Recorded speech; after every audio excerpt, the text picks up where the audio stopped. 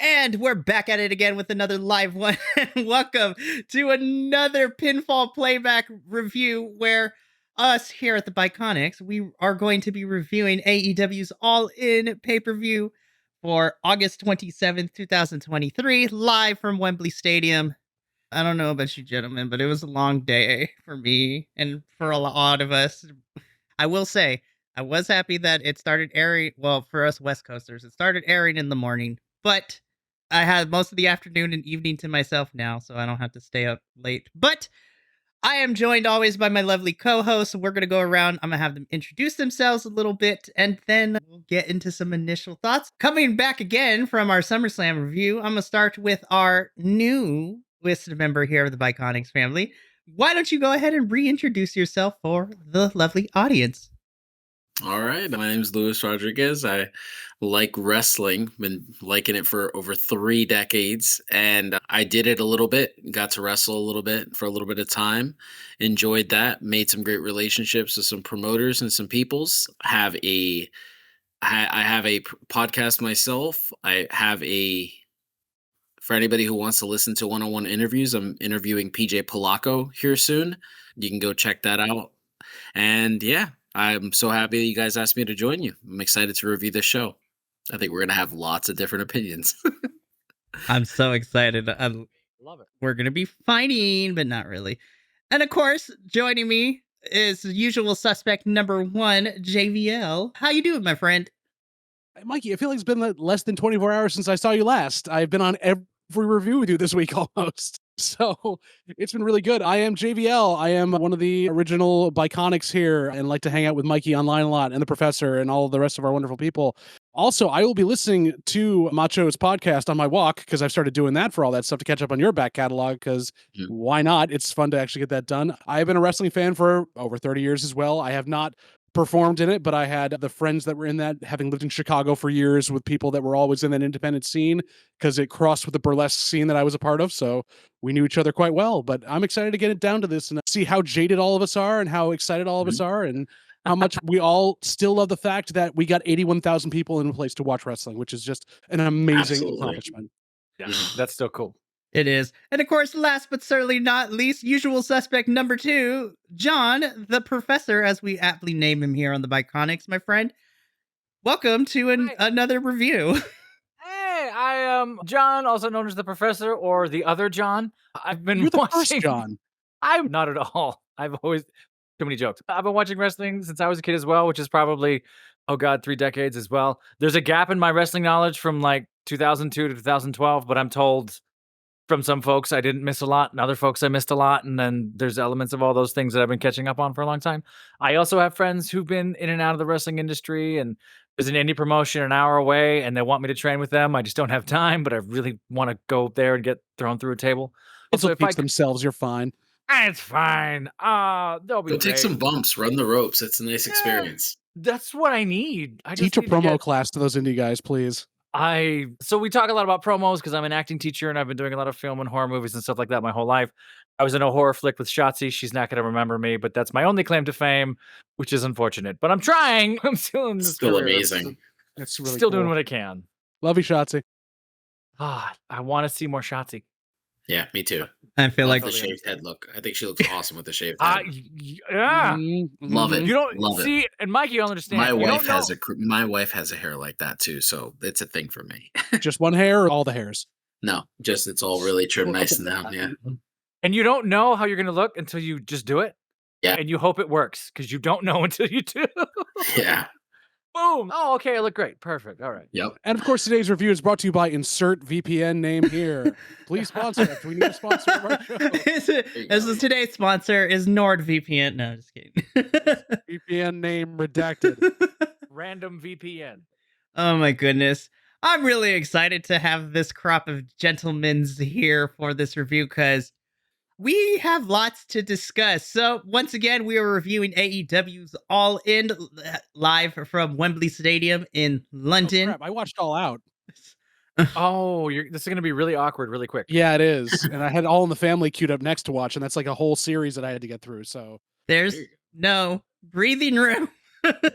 Anyways, so before we jump into the pay-per-view proper, It's apparently nowadays it's never an AEW pay-per-view without some drama. So let's just talk about let's just talk about it. So we get news reports and we get updates throughout the entire pay-per-view that prior to All In starting, there was a confrontation between CM Punk and Jack Perry, and we can never watch pay-per-views without drama now. But you know what, JVL, I'm gonna put you on the spot. Off camera, we talked about it a little bit. So again, just for the safety of this YouTube channel, please use the words allegedly, like ever so often, so we We don't just flashed that at the bottom of the screen. allegedly. Per a report from Sean Ross Sapp of Fightful.com, so it's your fault if this is wrong. Basically, allegedly, in the match, when things had been getting set up today, Jack Perry was approached by CM Punk about his spot on the car windshield, the limo windshield, when he would put himself through when Hook did a Fisherman Buster and put him through on the pre-show. CM Punk had told Jack Perry this was a bad idea, very dangerous, and thought that he was using this as a way to get out of future dates that he had set up here, as they've had dealings in the past, apparently at Collision tapings, where he thinks that Jack Perry is trying to get out of doing his job and is just too soft and doesn't want to be part of whatever's going on. Meanwhile, it's been confirmed Jack Perry has had scheduled vacation time coming up here and did want to do the dangerous spot. He did it and he was bleeding profusely from his arm, which was to be expected. But during the setup of it, when he gets to the limo, he knocks on the glass, looks straight down the camera lens and goes, "Yep, that's real glass. Cry me a river." So when he came back through the curtain as Punk was going to come on to start the pay-per-view, there was an altercation and Punk allegedly choked him out and started punching him in the face. Brawl out 2. That's all we know. Interesting. And I read 2 different reports. I think I sent them. One saying that Perry got in CM Punk's face and CM Punk pushed him away and that escalated it. The other one is quite literally vice versa. Punk got in Jack Perry's face. Jack Perry pushed him away and then there was a headlock and a thing. So we're in this weird he said thing. What was confirmed was Jack Perry's family was at the event and they left to go check on him right after the pre-show. So they were not in the event, and then Jack Perry was escorted from the building, kicked out of Wembley for the entirety of the event. That I feel like that's the thing that we should pay attention to. The fact that the company decided to kick him out, because had CM Punk been the guy at fault, they would have let him go out there, do his shtick, do his match, and then they would have escorted him out of the building. So it seems like maybe this is not what they wanted. I don't know. Jack Perry seems like it's okay. When he's 13 years old and this is what he does.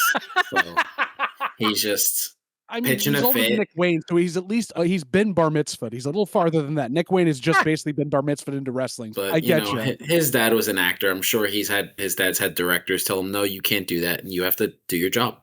It's that simple. There you go. And we've given Jack Perry some grief acting wise, because sometimes, hey, your dad was a pretty solid B- actor. How come you have none of that? What's going on?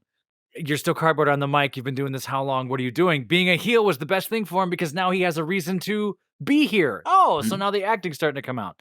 I absolutely agree with you. I think that the fact that he was the one that was escorted, they know something we don't. And of course, the wrestling community and everyone, it's easy to jump on CM Punk because of a history of altercations and drama and other stuff. It's easy to just go, yeah. It's easy to blame. I would also say, if this was a Vince McMahon-led company, I'd be more worried, not even about Jack Perry getting repercussions, but because he's in a relationship with Anna Jay, her getting pulled from TV time. But this is a Tony Khan-led company. She's not getting TV time anyways, so how would we know? Sure. I seriously do hope that she doesn't get into this as a thing, because she is an actual working her ass off to get better every time, and I'd love for her to get more opportunities and not have Jack Perry be the reason that she's being pulled down like a stone. I think it's unfortunate, absolutely. I don't think it'll cloud over. It's not going to put a cloud over this event. It might put. I feel like this is much more. This is the ending of something or the beginning of more shit. If that makes sense. There's going to be five more showing. Go ahead. Sorry. Go ahead. No, I was just saying there's going to be like either more whispers of this or more walking on eggshells about this for a while, or this was the end of it. Don't knock it off, or we're going to start. Sean Ross Sapp he's not like Bobo the Clown over there at the Wrestling Observer. So it's not like he's not going to like completely paint the picture that CM Punk is completely at fault. Hopefully he just keeps it as clean as he could. And then we have other sources we can follow. Like you can look up Billy Body's probably going to tweet some stuff about it, and he's pretty credible. So we'll see. Also, Wade Keller's pretty good at the PW George. He's moved away from the Meltzer-esque style of reporting. He's more so, let me give you the real stuff. We already have the super guy who just wants to entertain and always wear a Kenny Omega shirt under his stuff. So The worry about this, though, with this story coming out again and this stuff happening, one, we've also seen stuff about, the rumors are true, CM Punk basically running Collision and all that stuff, and that's why they had to split people off. But at the same time, this is, again, indicative of how Tony Khan and that entire group are running this company, is that there are more leaks. We're hearing more of these things where I'm pretty sure back in older days or even now with Triple H involved, this would have been handled internally, whether by Wrestlers Court or something else that would have been worse in terms of dealing with people being at each other. And that they like to keep the doors closed at WWE for a reason, and barely stuff gets out like this. So this can be seen as bad publicity, but it's also publicity about it. And now, I think also in a weird kayfabe way, is it a good pay-per-view or a bad pay-per-view from AEW if we don't have CM Punk beating up a random wrestler backstage? I mean, That's just what happens. if you're saying that Matt Jackson's a random wrestler, sure. Shots fired. Oh, we'll talk about Matt in a little how I bit. feel, but yeah, it's whatever. I'm not a big fan of him, so it's fine. Ooh, honestly, we'll talk about that because I have conflicted feelings because I was not a fan of that match. But we'll talk about it. So I will say, whatever comes out of this later, we'll probably give an update at some point. I will say also, at least this wasn't as bad as Brawl Out, if I'm being completely honest, because you don't have multiple wrestlers getting involved. Nobody got bit. There wasn't a dog getting in the process. Yeah, the dog Oh, thing. yeah. That's right. There wasn't a press conference before it happened because it was the pre-show. So they got out of the way early and then had the whole show to cool down, basically. Honestly. So now that we'll update everybody at once if we get any more information. But now let's get into why we're really here. Let's talk about AEW's inaugural, and we got confirmation at the end of the show, their inaugural 6th pay-per-view. All in. It's also now going to be back in the same city again next year. Yeah. Literally, It was announced, yeah. It was announced at the end. August 25th, 2024 is when All In 2 happens next summer. So it seems that All In is now going to be their summer pay-per-view just for AEW, because I'm pretty sure we're still getting Forbidden Door in June like we normally do. But is All Out going to stay where it is too after this too, which is like a week? See, I have issues with that, and we'll talk about it towards the tail end of things too, because during the last 2 matches, we got reminders of, oh yeah, don't forget, All Out is next week. I'm like, fuck, you're right, that's next week. Gosh dang it. But let's jump into, so we're going to start with 0 Hour. We had a legend. How do you feel? I'm just going to keep saying that to cover myself as we go along. dropping Oh my gosh. Shut up. So Why? I missed a whole half of 0 Hour because I was fighting with Bleacher Report and then realized it was on YouTube and then got caught up on YouTube and then had to wait 30 minutes for. So I was all over the damn place during 0 Hour. But you gave you so much shit in the chat. It was great. But you caught up with the rest of us. You caught up with the rest of us beautifully. I didn't hear It any of the worked really well on commentary. I was just Roku. jumping through other things. Roku's channel for Bleacher Report was perfectly fine. The only thing I had was my own TV's audio went all over the place, and then I got that fixed. Yeah. I got a Samsung TV that thinks it's a Roku, and it's not. It doesn't have any of the things I needed to have. Come on. I did. I hooked up my laptop with an HDMI cord when me and my friend were watching it because he doesn't have a smart TV. So we watched it via that way. It was beautiful. But so 0 Hour, I was like, oh, cool. I'm going to tune in to get an hour before All In happens. And then I come to find out, what do you mean that it's been running for an additional hour before this? What? And that's when I was like, hold up, go to the internet. Hey, Simon Miller's a security guard in this contract signing between Hobbs and Miro. I was like, way to go, Simon Miller. So good, Simon. I'm so happy they used him. Of course, it would be him to crime. come back later on in Stampede when they were busting up security guards. I really thought we'd see We Simon Miller will talk about that. I wanted him because when I actually thought that Penta had gotten hurt, I wanted Simon Miller to replace him. Oh, I'm going to say my thoughts for that because I was like, Penta, I have so many questions, but or he's in the van with Sue. That would have been great too. Again, we'll get to that because Sue is my favorite thing right now. But anyways, so the actual 0 hour with the actual matches, like the last hour of this 2 hour 0 hour, we opened up with the Ring of Honor Tag Team Championships. So Aussie Open, the champions taking on Better Than You, baby, the team of MJF and Adam Cole. This match went on for about 7 minutes or so. So I will be honest, and me and JVL talked about this during our All In picks at the end of the Rampage review. I'm like, whatever happens in this pre-show match is probably going to determine what is going to happen in this main event. Or so I thought, because nothing that we talked about happened. And I was just like, what the hell? No. One thing did. We talked about how there was going to be an injury angle going into the thing there, and MJF's neck had gotten hurt in that match against Aussie Open, so that came into play for all that was worth, but still. Yeah. I feel like yeah. Go ahead. I feel like Aussie Open got the shaft here. Like I thought we were supposed to be. For weeks. I'm like, since they won these things. I'm okay with MJF and Adam Cole winning the tag titles because it's fine. It just puts more eyes on Ring of Honor, which being a Jersey kid, I love Ring of Honor. So Yeah, great. I want to see that. But honestly, I just feel like the way they were presented, Aussie Open, I don't think they've been presented as credible champions. They're not even being shown to us as like every other tag team that's held the gold for Ring of Honor or AEW. They're always presented like mildly strong. I felt like they were a beatable team, which is weird because don't they team with Will Ospreay and aren't they a part? Yeah, They're like, part of it's the so United weird. Empire, one of the strongest factions in New Japan. With them, Will, Jeff Cobb, like Well, Yeah. GPW, they're Yeah. one of the strongest tag teams there too. Like they took FTR to the limit there, and I think they actually beat them to take the Tony titles back Khan from them. Tony Khan treats like Japanese help like the way Vince McMahon treated WCW workers. It's so weird. I think Or absolute- Japanese help. yeah. Absolutely. I think they just got used in a plot twist here, which is really Yeah. unfortunate because I wasn't too familiar with Aussie Open. I'm still getting around the ropes from all these folks. The last few matches I saw leading up to, I can't remember what it was, but Mikey had me watch something and I went, these guys are great. Oh my God. Yeah. That guy's got a mullet. They're fantastic. They But did really well in ROH when they were on TV. I'll put it that way. yeah, like the stuff I saw them was like, this is great. And they just got used as a vehicle to make the MJF Adam Cole story deeper in a way and more confusing in a plot twist kind of way. And sadly, and this might be out of pocket, but I'll say it this way, that could have been any other tag team. You chose them because they were the titles. It Yep. got used in a way. Absolutely. My other problem had been, and I talked about this, and I think in the Dynamite review, was that when they took on the Hardys this week, if they had made Aussie Open basically beat the shit out of the Hardys, then you have a credible threat tag team coming into this match with these two that have shown like we can beat an established tag team. Yes, they're older than the dirt that they stand on, but they had the Hardys basically get 95% offense in on Aussie Open, making them look weak, and then they beat them in 3 moves.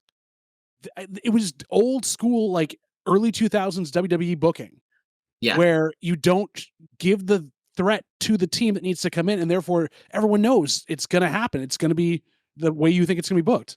Yeah. I made a statement to Mikey before you guys jumped on the chat here. I said AEW was supposed to be gritty.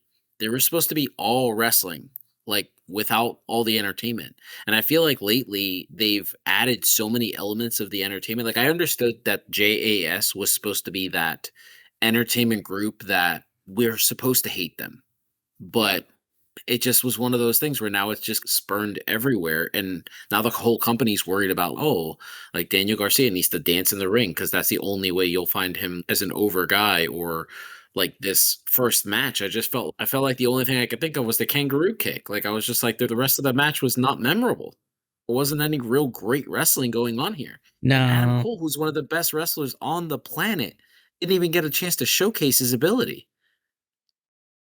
I just feel like they're trying to walk a line and Mhm. trying to expand their horizons on it because they want to give you every flavor they can versus just entertainment versus just indie wrestling. Because when Tony took on ROH and did that stuff, now he's got his indie wrestling like work rate show.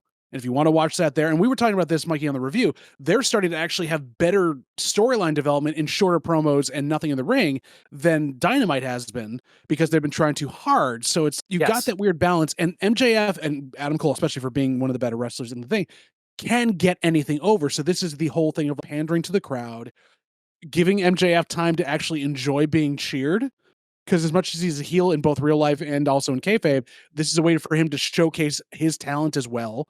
And had there been a better work rate at it, the bigger pops of these kayfabe breaking moments are like winking at the crowd, like I'm doing the kangaroo kick, we're setting up double clothesline. It's drawing in casual viewers, hopefully, because it's easy to glom onto things. As having my buddy who I was watching it with, who doesn't watch AEW a lot, he got all this stuff. He had little things he needed to talk to him about, but he got that. But then coming to it where they didn't have the other thing that makes them special, which is the work rate, which would have been Aussie Open's bag. That's the hard part that you walk there with it, especially when you're on a pre-show, because everyone can see that's on YouTube. I don't know. I can see both sides of it, basically. I feel like the specificity of something like Ring of Honor, where it's like A plus B equals story. Like it's simple. This thing, that thing, this thing, that thing. And Dynamite, I don't want to say Dynamite got lazy. I think Dynamite got convoluted because they got too much of a good thing. I love the MJF Adam Cole thing, and we've run with it for so long. And there's a part of me that's like, please don't ever stop because I love it to death and I got to buy my t-shirt. However, there's an element of you've ran this so long, other folks are going to start getting swept up in this wave. Aussie Open did, like other plot lines are going to get, right? Because they're going to, the bloodline for so long, like stuff starts to get, stuff starts to get stuck in this pipeline of where are we going and how are we going to get there? Yeah, I want to piggyback off the professor real quick because again, this is just me and my speculations, but Aussie Open kind of got thrown into the tidal wave that is this better than you based storyline. And then based on what where I think we're going to, my biggest fear is that the Kingdom is the next victims to be swept up in this tidal wave, and that concerns me.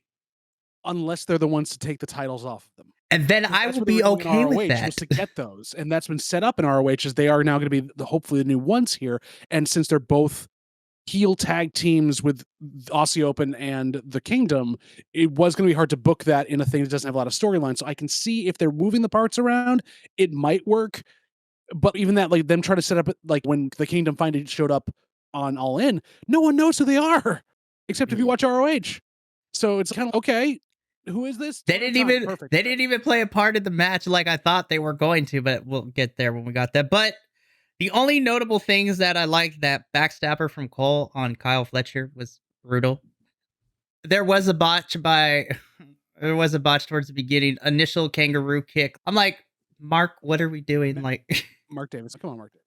I'm like, Mark was trying, like, completely, like, the camera guy failed also, because I'm like, you totally missed getting MJF's back. And I'm just like, there were a few camera operator spots, which I don't know if it was the camera, because the camera seemed to be in the right place at the right time. Whoever was in the box or the booth clicking cut here. Yeah. There was a lot of spots we caught the last half end of, or a quick moment of, or it was obvious the performers were told, hey, here's your take.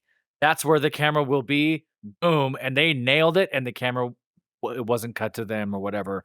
That was already starting in 0 hour. For all the crap that we give Kevin Dunn in WWE for all of his like weird cuts and his like weird zooms and crap like that, he has the experience enough to be able to catch the damn thing when it happens. If there's one thing they can learn from that, is get a guy who can do production better, or a couple people, because of the fact, and I know they're working with an outside crew, they're in a different country, they're trying to get stuff together, but you're right, John, like the booms were where they're supposed to be and everything else, and they kept cutting to ones of people trying to get to where they need to be, because we got a lot of backs of heads and like weird audience shots that made no sense. Yeah. And you're putting the onus on the commentary team to cover for you. And they're trying to, they can't do that. Somewhere over there. Oh, we just missed it. Oh, but what you didn't see was, and they're trying to catch up. Two of them were. JR was off at the home. Like he was, I don't know. We'll talk about JR throughout this night, because I love JR too. He's a legend, but ma'am, sir, like what is happening?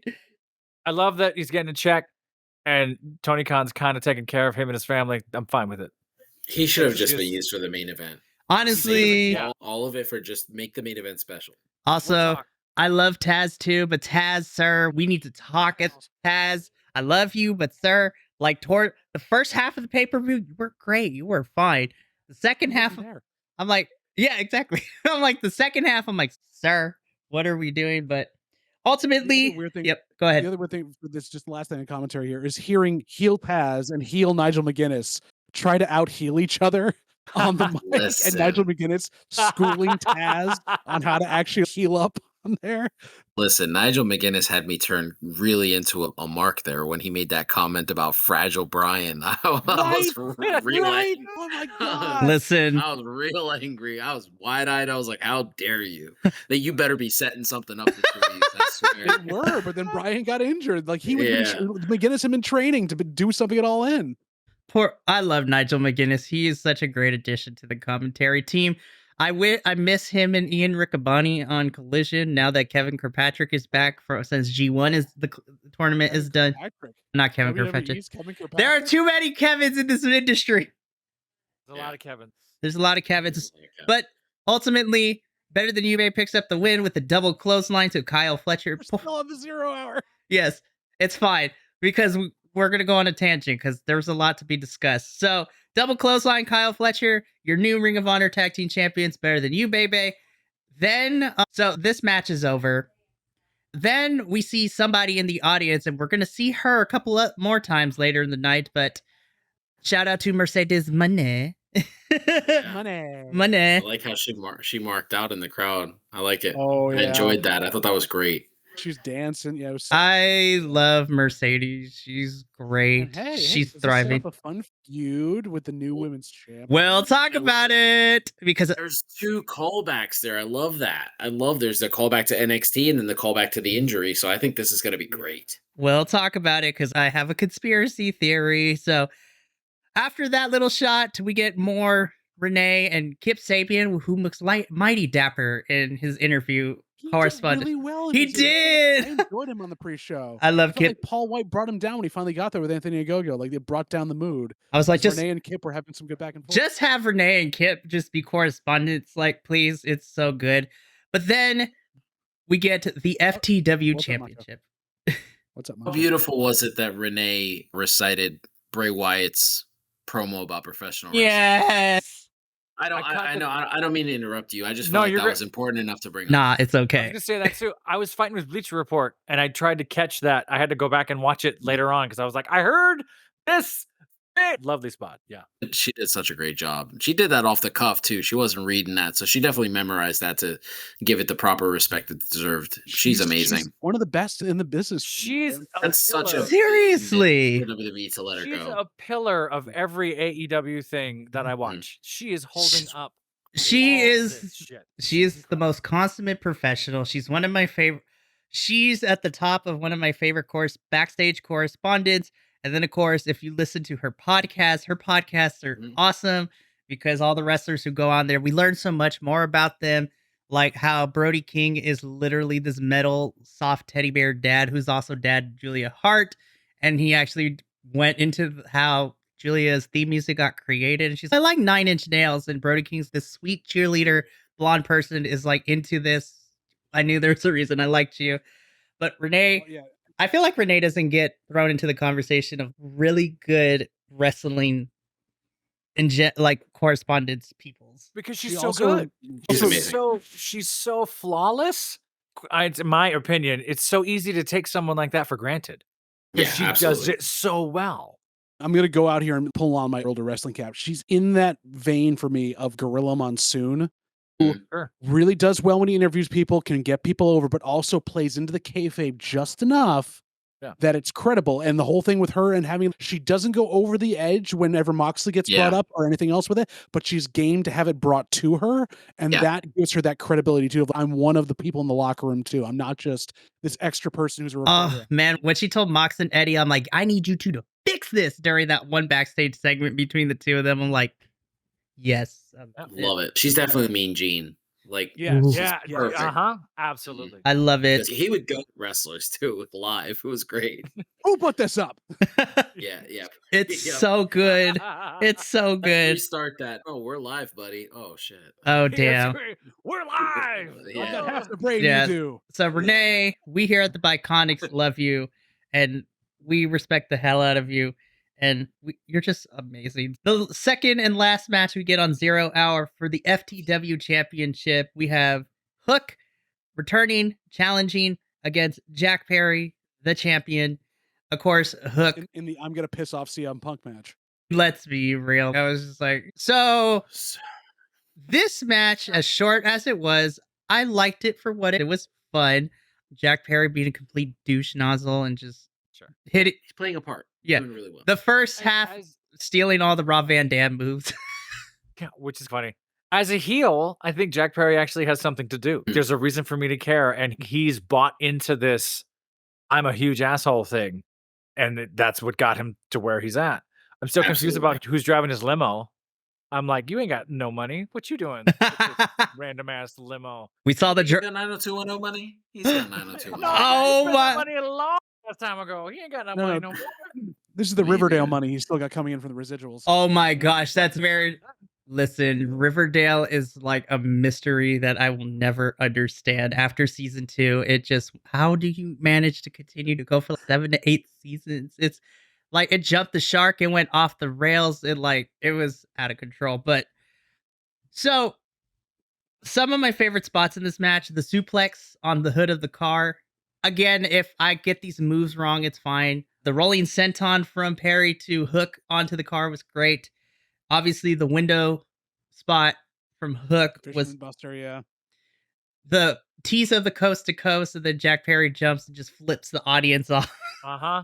That was great. Yeah, he's really good. I feel like he's definitely watching Dom do his thing right now, and he's doing Yeah. really Yep. well. I think Absolutely. he's definitely studying. You could tell he's studying. He's watching Yes. Dom. He's watching early MJF, and he's like, "All right, let me do that." I just want to point this out. On the last show, when we got this confirmation of the match, Hook gave a suplex to Jack Perry that scared the living shit out of me, where he gave him a T-bone and he almost dropped him on the sledgehammer. And I thought to myself, there's no way you trained with your father, because Taz was all about ring placement. There's absolutely no way that Papa taught his boy to do a suplex like that. That was not good, and or he not could have. be aware of the ring. And then when he throws him yeah. over the table, he still throws him in the direction of the sledgehammer. That thing is solid. That's not going anywhere. That's a real sledgehammer, guys. Yeah. Yep. You could tell. It was just like, oh my God. It's just nuts. He needs some polishing there. We For definitely- sure. He's got a pretty And it- form, but yeah. Yeah. I would like it if he would just go back to not talking on the microphone, though. That would be great. Oh, please, yes. We've Like- had that discussion a handful of times. It never. really good at the strong silent type.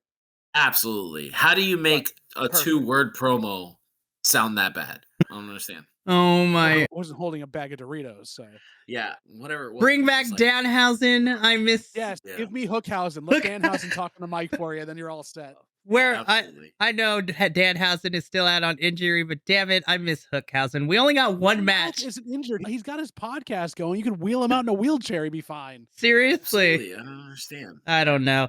But after a series of, I guess, like very sad looking suplex cities all over the place with the German suplexes, then Hook gets the red rum in and makes Perry tap, and your new FTW champion is Hook. I was like, that was the saddest reign ever. Is that the new name? Is that the new name for the Taz mission? he's the alre- Kata Hajime? So when Hook debuted, Taz was the one that coined it as "this is the red rum," Yep. i.e., murder backwards. Yes. Uh, Okay, so yeah.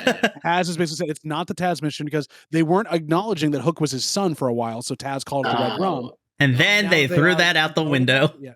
Because basically everyone knew, but yes, this lacrosse player is your son, Taz. He's taller than you are. We get it. His But yes, lacrosse player. That's what they brought up a lot of times. I talked like he's live, he's an athlete, he played lacrosse, and Taz was really proud that he played lacrosse. I'm like, I knew lacrosse players. That's very interesting. I couldn't say He he played wrestles hockey. so stiff. I don't even understand. I don't mean stiff like snug. He wrestles so stiff. His one suplex on the table, he was still holding on to Jack Perry. I was like, you gotta let him go. You're gonna No. break his neck. I Let must, him hug him. go. I must hug him all the way. Some of those It was body so weird. He likes to throw those body shots because they look cool, but some of those are stiff, and he's throwing that left. Yeah.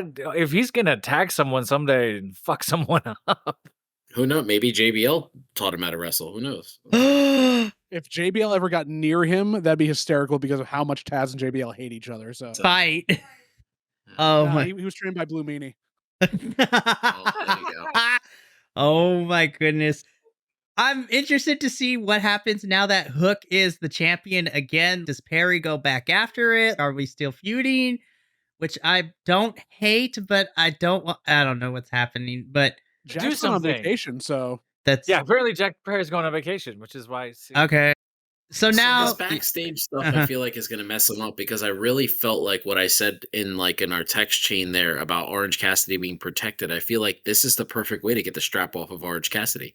Give it to one of the most hated guys in the company. Have him beat Orange when nobody else could. That would just that's massive heat. I love it. yeah. Heat is controversy. Controversy's money.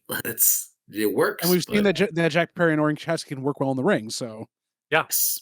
I would love to see that, but I don't think we're getting that anytime soon. Like we said, more development. We'll see what happens. But Hook is your new FTW champion. So now that 0 Hour is at its conclusion, let's jump into the main card. So I love it. I'm excited.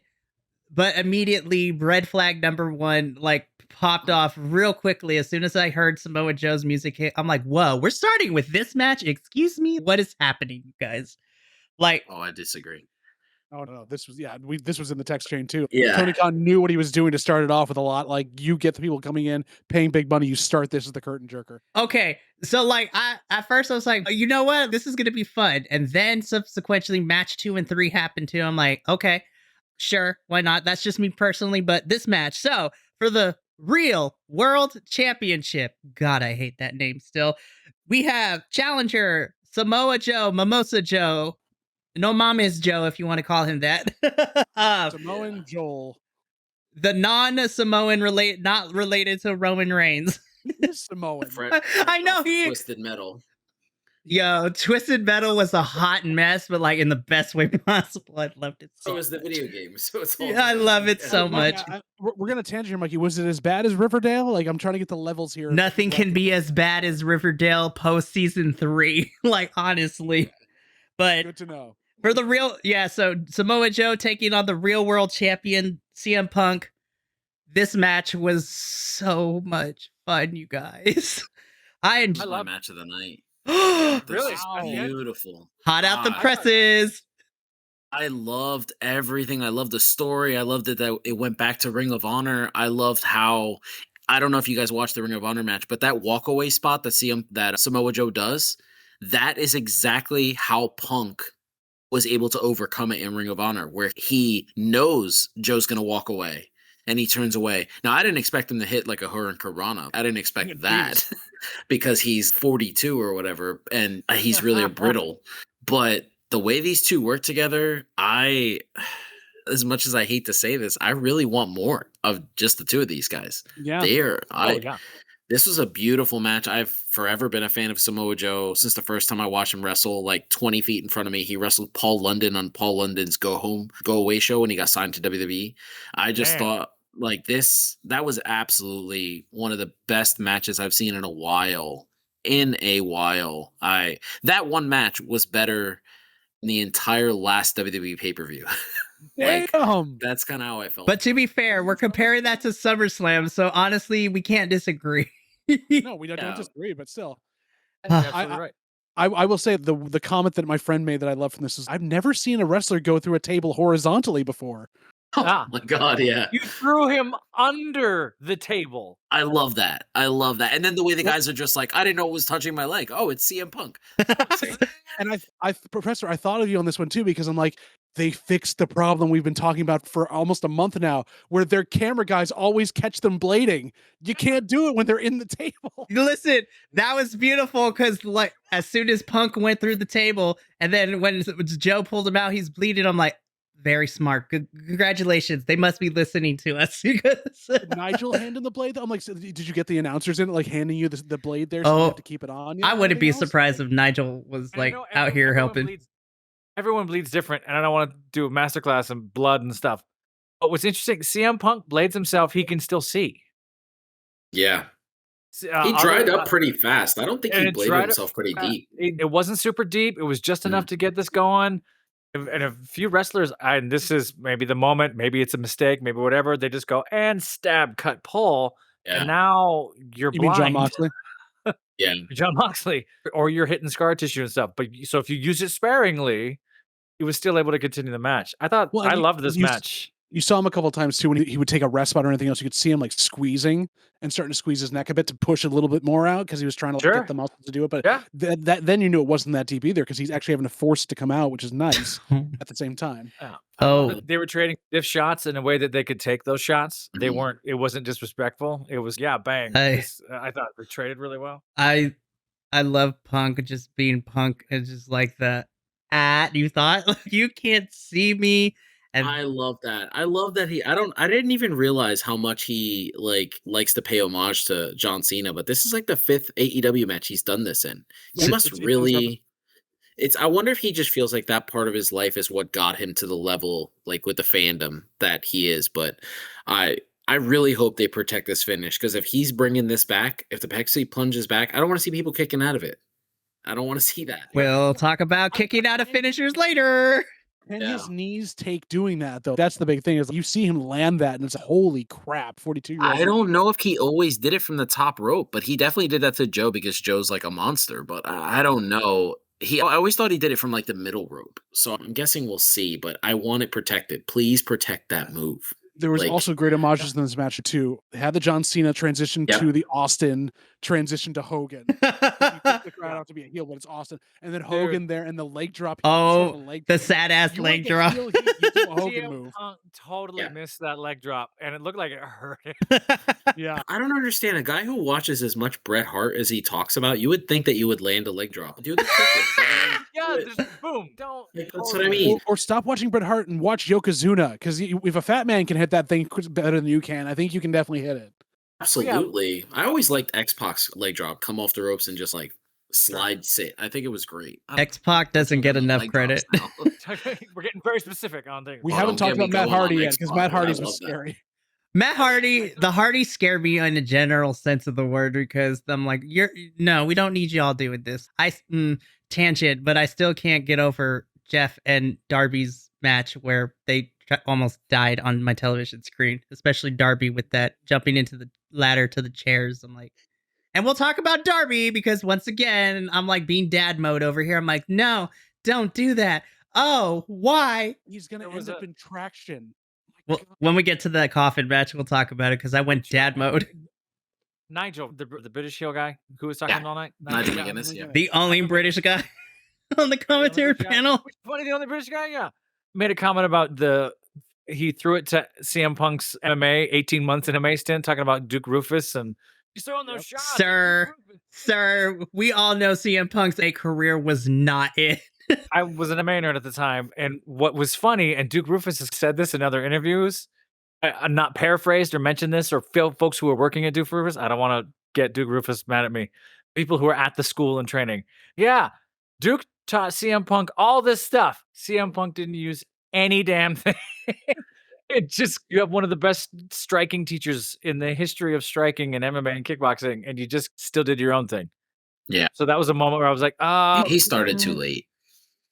we started too late. He was set in his wrestling ways. So his Yep. framing and the way he moved his feet with punches was always off. So he's telegraphing anyway. Didn't have the takedown defense, didn't have the power behind some of those shots that he could have had. He had No.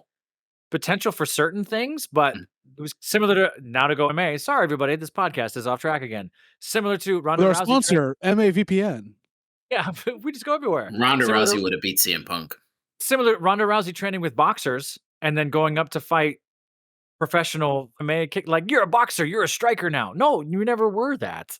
But But that's they didn't just put Ronda Rousey in there with anybody. Like she went in there with No. Holly Holm. and Like, who knocked her clean out.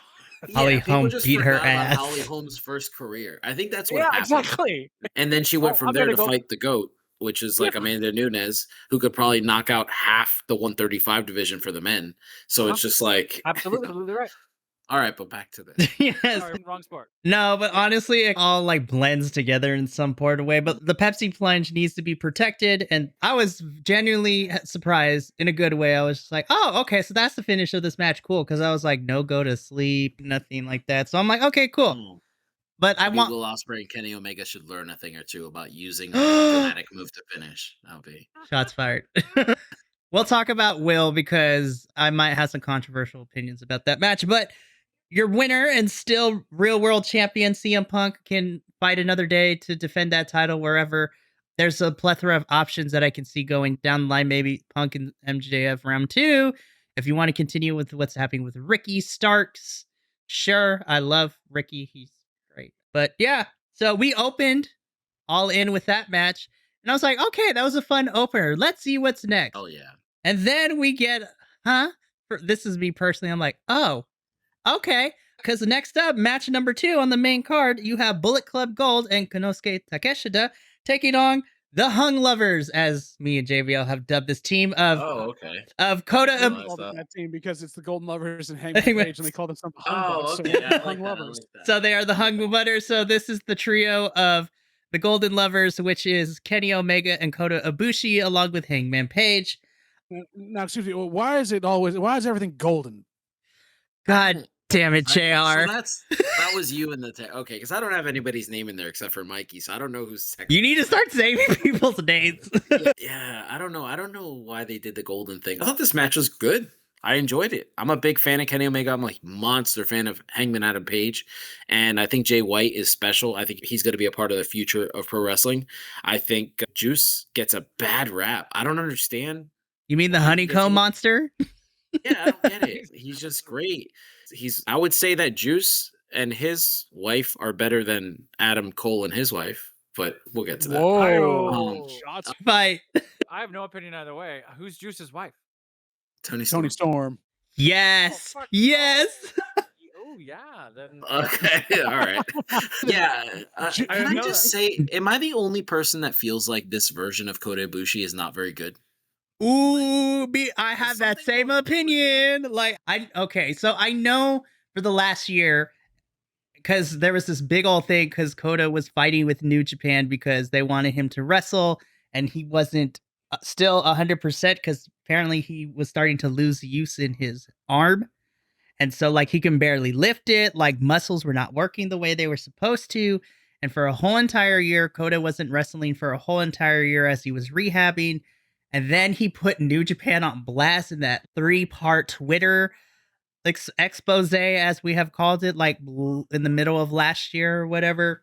And so eventually his contract with New Japan expired. And then the rumors were going around, as we got closer to Blood and Guts this year, I hear Kota Ibushi might be coming back. And so Kota has been slowly rehabbing and doing this. But yes, I agree with you. This is not the Golden Lover Kota Ibushi in his prime that I saw.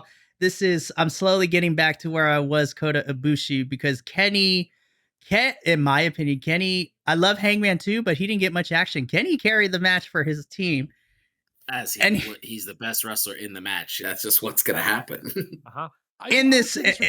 Though, watching him though, I think you're right on track with that, Mikey, because as the match progressed and after he got a couple of moonsaults and stuff in, he started to he wasn't moving any faster, but he was starting to sell better. And it felt like he finally warmed his muscles up to be able to start moving that way. So he got better by the end of it. But yeah, he started off super cold and then it just was, they were trying to protect him by having the guns there and it didn't really work the best of the ways. Okay, so let me read my notes for this and we'll continue to talk about this match. So these were the notes that I took from this match. Juice Robinson. Everything golden. That was one of it. But JR just saying weird shit. My first note is Juice Robinson is gold. Always put him on my television screen. Yeah. Takeshita's nasty forearm to Kenny was brutal. Just bam! I was like, oh, Kenny, make sure to check yourself after the match. From our group chat and then hearing it during it too, that was a weak ass. I was like, what is happening on commentary? So Hangman and Kenny doing the multiple moonsaults off of the corner. Yeah, love that spot. And then in all caps, underlined and lots of question marks and exclamation points, a surprise roll up to Kenny from Takeshita for the finish. What the hell? It was a strange way to end it. It almost was like, all right, bring it home. Done. It was abrupt. Wait, why? Yeah. I don't know. Ibushi had a slip on the ropes. Yep, he did. When him and Kenny went to go do the moonsaults from the top turnbuckle to the outside, Kota missed it, and then he had to get back up and do it. So he slipped, but luckily slipped and went straight down onto the next turnbuckle instead of slipping and totally eating it, which I was like, oh God, please don't die. So I had a moment of like, I was scared. Oh, but everything's okay. He's fine. Okay. It's like, oh, geez, that was jarring. This is a hot take. It took me a while to get into this match because I was like, I don't know, something feels off. I feel like with the 6 people that are involved in this match and the immense amount of talent that is inside this ring right now, whether you are a big wrestling fan and you know about New Japan, or this is your first introduction and only seen Juice and Jay on Collision, or AEW in general for the last couple of months, I feel that while this match was fine, I guess I was disappointed because I was expecting a little more, especially like Hangman was barely in this match for me. And then when I saw him, I was like, oh, I forgot you're here. And this is going to sound really bad, but I felt the same way for Jay. I was just like, oh, Jay, I forgot you were in here too. Yeah. I was like, oh, Jay. And I think that's a fair point. I don't understand what happened with this match. It felt like they decided they were going to really roll with Takeshita and they were going to roll with Kenny. And Takeshita is great. I'm not taking away from him. He's a good, snug, stiff worker. He definitely, like, some of his shots look very old school, but it just, to me, felt like sorry, not to cut you up. Just speaking of what you're saying, there was a great, like, 30, 40 seconds where it was just him, Hangman, and Omega rocking each other. Yeah. Right in the middle of the ring. Whoa, this is okay. We're going all strong style. Okay, that's what's happening. And then we broke out of that. But please continue. But I think there's been a lot of, I guess, flack about the usage of Jay White. And I feel like this is the type of spot where you let him go out there and show himself. Like, there's a reason he's here. But you just had him in the background. He felt like a background worker to this match. Like, it was very strange. I don't know. It's like the Ricky Starks and Big Bill thing. Like, we know Bill's there as the background to Ricky Starks. That's what this felt like. It also was Jay White seemed to be there to take the punishment. Like, you didn't want to beat up Takeshita. You didn't want to really beat up Juice, even though Juice can take punishment like nobody's business. Like, him just overselling is campy on camp.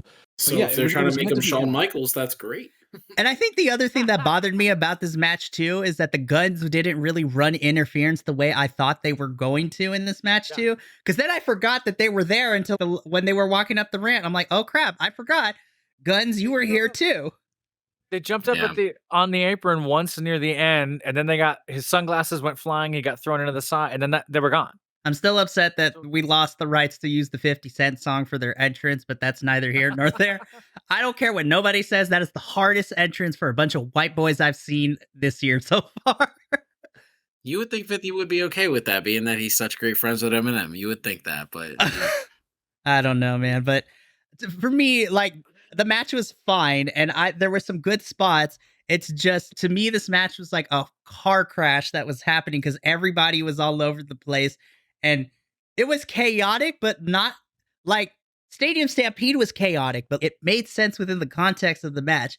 This felt chaotic, and I was like, so are we throwing out the rules? Did I miss something? This is not a tornado tag. Why are people just jumping in randomly? Aren't we supposed to tag people in and out? Like, listen, I have come to understand sometimes we throw the rule book out the window, but if we're going to live by the rules that are set within the wrestling universe, unless you mentioned or it got changed to like it's a tornado tag or a no holds bar, which the second time you said it.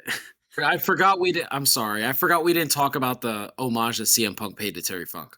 That part. Yep. Well, you said tornado twice, and I know that Terry Funk, like, he's known for tornado tags, and that's just what made me think of it. Sure. Sorry. But this was not a tornado. By the way, we'll talk about no holds bar because I have a bone to pick with the Trios Championship. It's a crap movie. Yeah. Doo-doo. Lord. But about the Hogan movie, right? The one that he and Vince McMahon wrote on a crap load of cocaine. Allegedly. I feel like this was a match, because we've said this before in pay-per-views and live events, if you want to go there. No, I've said this, what I'm about to say. You've said this? What I'm about to say. Yeah, you're cooking my brain. Stop. What I mean is, I could have watched this on Dynamite. I could have seen this on Rampage. Yeah, but it's hard to disagree with that. No. What made this special? What heightened this to take it to London, take it to Wembley, take it to 81,000 fans? That's nothing against the performers. That's not me trying to dig. But was there what S- was on the line here? What So- made this So, why was this golden? yeah, exactly. The golden bit was Yeah, ridiculous. right. So, Why is everything golden? honestly, for me, if you really wanted to, like, I would have actually rather preferred Kenny versus Jay as a one-on-one here. And I was like, that would have been Sure. fine. And then you have Coda and Hangman come out when, the Bullet Club Gold after the match start beating down on Kenny and then set up this 3-on-3 for All Out. Then I would have been fine with that. Because I'm like, All In, this is the big UK show for AEW. I honestly think Jay versus Kenny would have been fine enough. It gives both men like to wrestle, and At the same time, Jay White's over in England. exactly, They actually know who he is. exactly. Yeah. So you set this up Yeah. even where you get those two going, and if they don't have their seconds or they do, Kota Ibushi comes out to back up Kenny against Juice Robinson. The Yeah. Guns come out to do it. Hangman comes out to even the odds all around the ring. It turns into a lumberjack match or something else. But that you're right, and then set up the three-man tag at All Out the next week. But it seems from what we're getting is like we started with the 6-man tag, and because Kota Ibushi got the win here, now we're gonna get Kenny versus Kota. Which, by the way, I'm excited for it. I think this is gonna be a fun match, but Juice and Jay and the Guns and Coda and Hangman really didn't need to be here for that, honestly. Since you bring up the finish there, I wonder if maybe backstage like it was a last minute decision because that's what it felt like. Yeah. I wonder if they were like, we need to sell All Out. So if we have Takeshita get this roll up, maybe people will tune into All Out to watch the like Kenny versus Takeshita. Like maybe that's what people want to see. Oh, Kenny get his comeuppance. Because that's honestly what it felt like. Well, and Everybody you else saw was a that- background worker. You saw that also in the setup where Ibushi and Takeshita squared off, where that's where Ibushi started to get a little more of like his muscles going because he did the kick strikes and a couple other things to him and they started to work snugger. I think that was a setup of, yes, you're going to run through Ibushi here, then beat Kenny and show this off. And maybe even on Dynamite, we have a rematch of Ibushi and Takeshita to set up All Out where Kenny's, you beat up my golden lover. I've got to now defend this. I love it. There's a way to do it, but you can definitely, they were setting Takeshita up to be the next big opponent, which can really work if they sell it right. But I don't know. I don't Did anyone know. else Very think strange. did anyone else think that the Don Callis choking to death was going to be a work? Like he was going to have a heart attack and something was going to happen. Don Callis didn't need to be there for this match, and he Don didn't Callis need. to be there. There was a good 20 seconds of him like, you okay, Also, Don? Can we get some water over here? But also looking at the fact, like, Don Callis gets booed out the building in every building he goes into. I didn't hear much from the crowd when Don Callis came out with Takeshita. Like, they were pretty silent for him. Don, I yeah. say that in stadiums like this, it's really hard to hear the crowd. And there was like I caught a bunch of good pops tonight for people, like nostalgic pops, like the Sting pop and everything. But it was really hard to hear what was going on. It didn't Whereas feel I- like there was a lot from the crowd. They weren't really Nope. invested. I will still say Backlash is still the best crowd abroad and just best crowd in general for any of the wrestling. I want to pay-per-views. agree with you, obviously, but Cardiff was really good. We'll talk about it. I'm just going to say it from having been there. Elimination Chamber was amazing. But see, you were there live, and that's completely different for us that are watching it on the I've watched television it back. screen. Sammy's pop at Elimination Chamber. Yeah, I put that's up there as fair. One of the biggest pops of all. We're just saving this conversation for our end of the year discussion, and we're gonna fight then because we still got a whole pay-per-view to go. Just as a side note, I had to pause during this match because my friend wouldn't stop laughing because I had to use when I was explaining the entrance for Takeshita and Don Callis. He popped at the point. I was like, this is the most homoerotic thing that I have ever witnessed in my lifetime. And I had to pause for 5 minutes to get him to stop laughing and to stop choking on his own like water as he was drinking this. I was like, I don't need to. Don Callis is a weird enigma. Like, honestly, he didn't need to be there for this match. And when we get to Will versus Jericho, he didn't need to come out either. Just like he didn't need to be there versus Will versus Kenny at Forbidden Door, but that's neither here nor there. So. He's a better Paul Heyman. Ooh. Currently, But yes. Paul Heyman knows when not to be there. That's the thing. Like, he doesn't have to be there every time. I suppose you're right. We'll also talk. Callis a better Paul Heyman. We'll also talk about it because Paul Heyman more recently I is feel like Paul Heyman would say that. Paul Heyman is doing also some homoerotic stuff over there on SmackDown. The SmackDown crew. We talk about this, but I almost feel like Don Callis has a bit more freedom than Paul Heyman. Right that's now. very true. Sort of. Paul say Heyman this stuff. all the time. There are wrestlers that if they came to AEW and they were allotted that freedom, like someone tried to argue with me that MJF would eat Edge alive on the microphone, and I was like, did you ever watch Edge? Can you Sir. imagine Edge unfiltered? Are you crazy? Yeah. That's Like, what I that's feel what they don't realize. They've been told, don't do this, do that. You've put them in this puzzle piece. Whereas Yeah. AEW is like, here, go off. Yeah. I wonder. I was really hoping for Sexton Hardcastle today, but I guess not. Yeah. You'll just have to Wait, Macho, you don't want Damon Stryker? No, because Sexton Hardcastle, he said, is the rated R superstar. I know, but Yeah, so that- AEW is a WCW clone, so Damon Stryker makes Oh. more sense. Yeah, that would make sense. Yes. Yeah. Yeah. Oh my I feel like the god. teasing of Edge and Christian versus the Hardys as the retirement match. I feel like that it's gonna happen. Dude, I'm also worried. I'm also I know, Professor. Or retire at the same time. Me all for retired at the same time. I talked about this. If they're going to do it and do it right, because they've got it there, and I know that it would be hard to pull off. Devon has said he's okay for one more match, and Bully Ray and Devon, you have a three-way match between the Hardys, the Dudleys, and Edge and Christian. So let me put in this hot. Any show. Yep. They all just Let me put in this hot take real quick because I get so shitted on by some of the co-hosts here because I watched this indie promotion called Impact Wrestling, and Is that Which still on? one? Team Which one? Team 3D is reuniting for a match. We're talking about an indie promotion right now. The joke It's a is t-shirt company. it's Yeah. that is very true. The point is that Team 3D is reuniting and they are going to have a match at an upcoming Impact taping. I don't know who the opponent is quite yet, but they are reuniting for an actual match. And I'm like, Hopefully it's safe workers. me and we'll find out when we get to that. Who is, by the way, breaking news. He's my co-host for Impact now, so I'm not by myself. Yay. Are you actually paying him now to be able to make him do that? Because Right here. I could play the middle C for you all day long, but so bar chords. love to see it. So Takeshita gets the win here. Fine, sure, whatever. Jeez. I said this before. It took me a while to get into this match.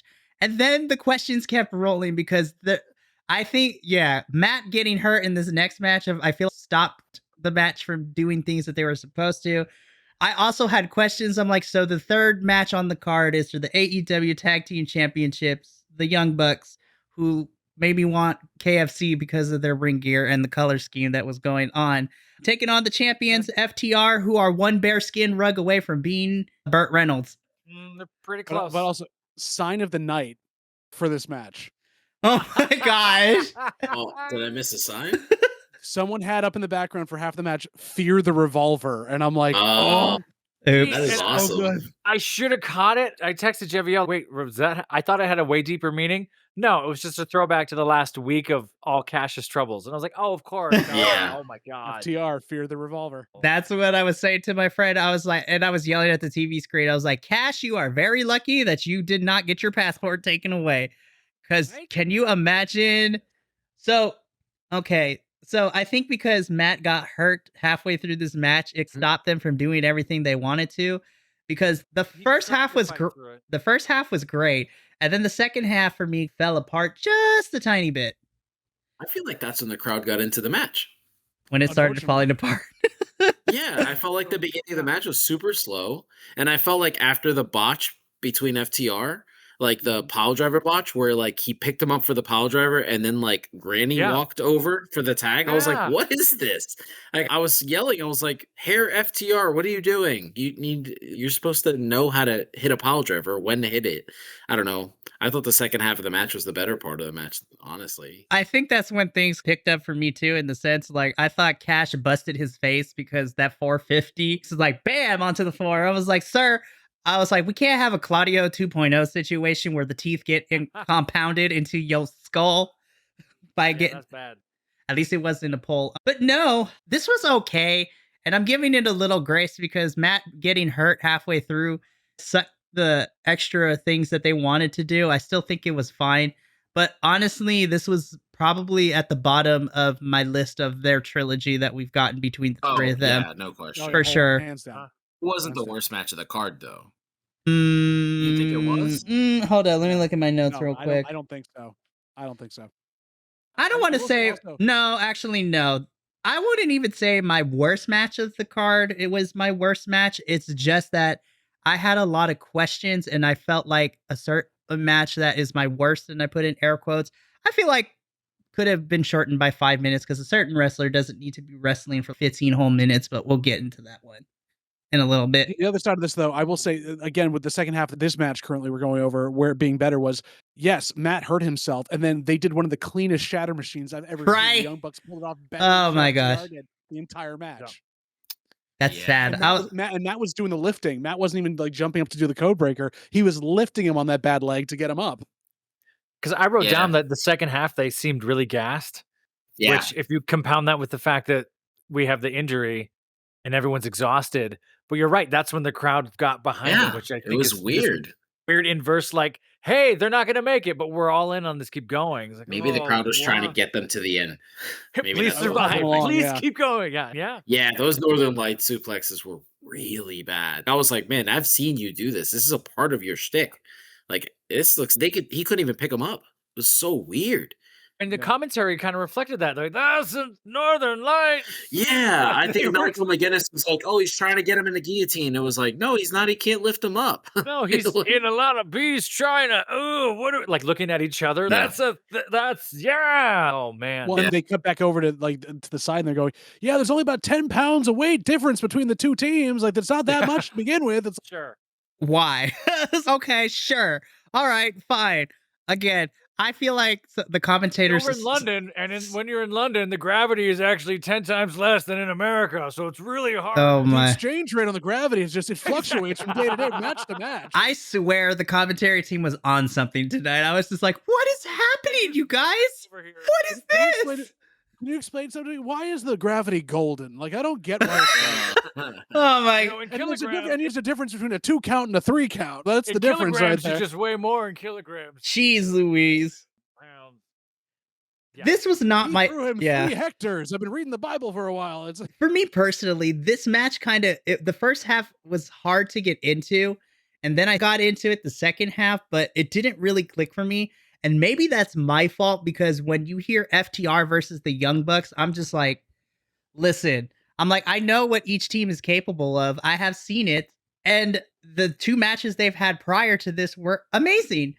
And I hate to say this, and I love the Young Bucks. And obviously I'm giving this match some sort of grace because Matt got injured.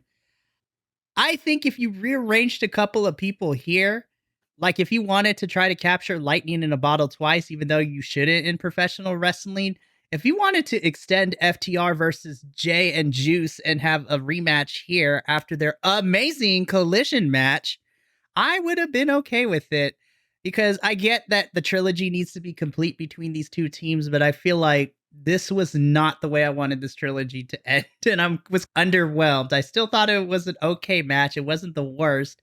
I was just very underwhelmed, I think is the best way to put it for me. And again, that goes to Matt getting hurt halfway through the match, which, it is what it is. But man, I was somewhat disappointed with this. And that's just me personally. And I know we got to move on, and I don't want to beat this to death either.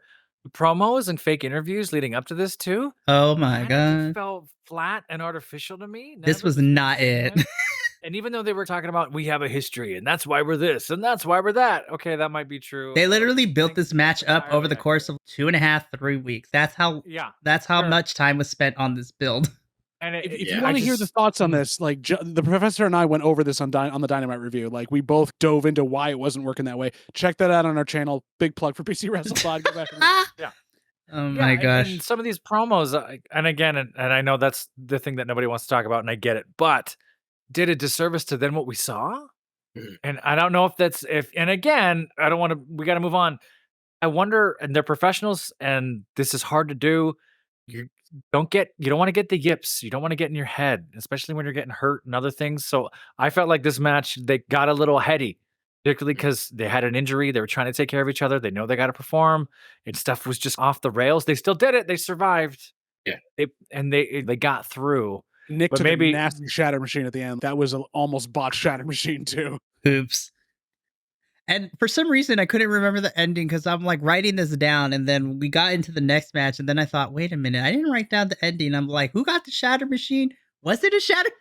I started double guessing myself. I was just like, That's how much I was disappointed because I couldn't even remember the finish. I was like, wait a minute, hold up. So I felt bad because I had to go back. I was like, hang on, we'll come back to this match real quick, but I need to see who won because I need this for my notes. Also, Yeah. adding to the technical difficulties, this was match 3. And from the entrances on this match, we then had their streamers on all of the equipment the entire rest of the night. Oh my gosh. Or they'd go to this. The ref had a hard time getting rid. Oh my goodness. It was a thing. Everywhere. So FTR retains here, and then I'm interested to see where this goes because they go to shake Young Bucks' hands and they're like, nah, bro. And then they just walk up the ramp. Wow. I'm like, sure, heel turn, maybe. I don't know. What does this mean? Do we get a rematch? I hope not. I had a talk with my friend about this who I was watching with. He's like, why would that be a thing? Why are they healing up? I don't get this at all. Like, why? It made no sense. But here's the sense it makes for me. As we talked about before, the Young Bucks have spent so much time doing the 3-man with Kenny for the last couple months. They've been giving of themselves in that and other places of losing here and there or not doing a lot of tag matches. They needed this win because of that, because this is not setting them up anymore as the kind of like weird tweeners, like elite that they are. They need to turn that heel heat back up again because they don't have a lot of heel teams that can carry matches like that. So this is the only way they figured to no respect for FTR. We're going to go down that petulant heel thing and start to really go farther with our be the elite again. Whereas Kenny is still being that like fan favorite tweener. He's got Ibushi with him. He's got Hangman with him. So now there's a division inside the elite between petulant Young Bucks who can't win their match and Kenny who can't win his match but didn't actually really lose, and it's so weird. I will say we'll see what happens. I'm like, FTR again, like I thought we would get over the course of tonight, I thought we would get some semblance of this. And here's another match that we're gonna have. No, okay, we gotta wait this week. Okay, fine. So that was that match. And then I had my first moment of introspection after this match. I was like, oh, I'm like, I don't know. I was like, I didn't want to say this in the group chat, but I was like, I'm underwhelmed with All In at this point. Like, nothing is clicking for me. And I don't know, because I was talking beforehand, before you guys got on here, I was just like, I feel like for me personally, because there was like a lack of breathing room between Promo Fest 2023, Rampage being Rampage, and then Collision. Collision just literally being just another hype fest for All In. I'm like, okay. I'm like, I get it. Like, I knew the build to this was shaky grounds at best for a lot of these matches. But I was like, okay, cool. I think I'm gonna enjoy all this. And then outside of Joe and Punk, the second and third match we got, I was like, I don't know if I'm liking this pay-per-view. Maybe I'm overthinking it, but it wasn't clicking for me. And then that got thrown out the window real quick because I got my violence that I crave sometimes in my professional wrestling. Because again, Tony Khan, we're gonna have some fighting words in a little bit when we talk about the match that happened after the Stadium Stampede, because you always fucking do this to the women's matches. You always have a banger, and then the poor women have to go up next afterwards and try to continue that energy. But they also set that up after the match. They had to clean the entire ring up from all the debris and shit. Like, yep. So let's just jump into it. So match number 4 on the main card, Stadium Stampede, where we had the Blackpool Combat Club and, of course, Proud and Powerful versus Best Friends, Eddie Kingston and Penta. Penta, we'll come back to in a little bit because, sir, we had a whole wardrobe change randomly. Yeah. That made no fucking sense to me. Here's my first question for this. The first note I wrote is, this is how you do picture-in-picture split screen. Because we had... So me and my friend were just like, okay, so everybody's fighting, cool. And then we go to the split screen. I'm like, dang, they got there fast. Wait a minute. I was like, Penta's fighting all 3 people by himself. Where'd the rest of the team go? That was my first question. Can we back up a little bit first? This is just like the quote of this entire match. They're doing their entrances, and Blackpool Combat Club's coming out looking like they're in Snatch, which is hysterical. Because Claudio, again, is lost in the background of this whole entire thing. He's dressed up like everybody else. And my buddy's, I thought he was actually part of the real security. Where Wheeler Yuta was. I could tell where Moxley was, but you couldn't distinguish Claudio from anybody else there. So we'll get to Claudio in a little bit, because I was fascinated of the ending of this match. And I was like, what? It wasn't Wheeler who took the pin? What is happening? But anyways, the first question that I wrote in this match, as we're getting, so Penta's fighting 3-on-1. Where did everybody else go?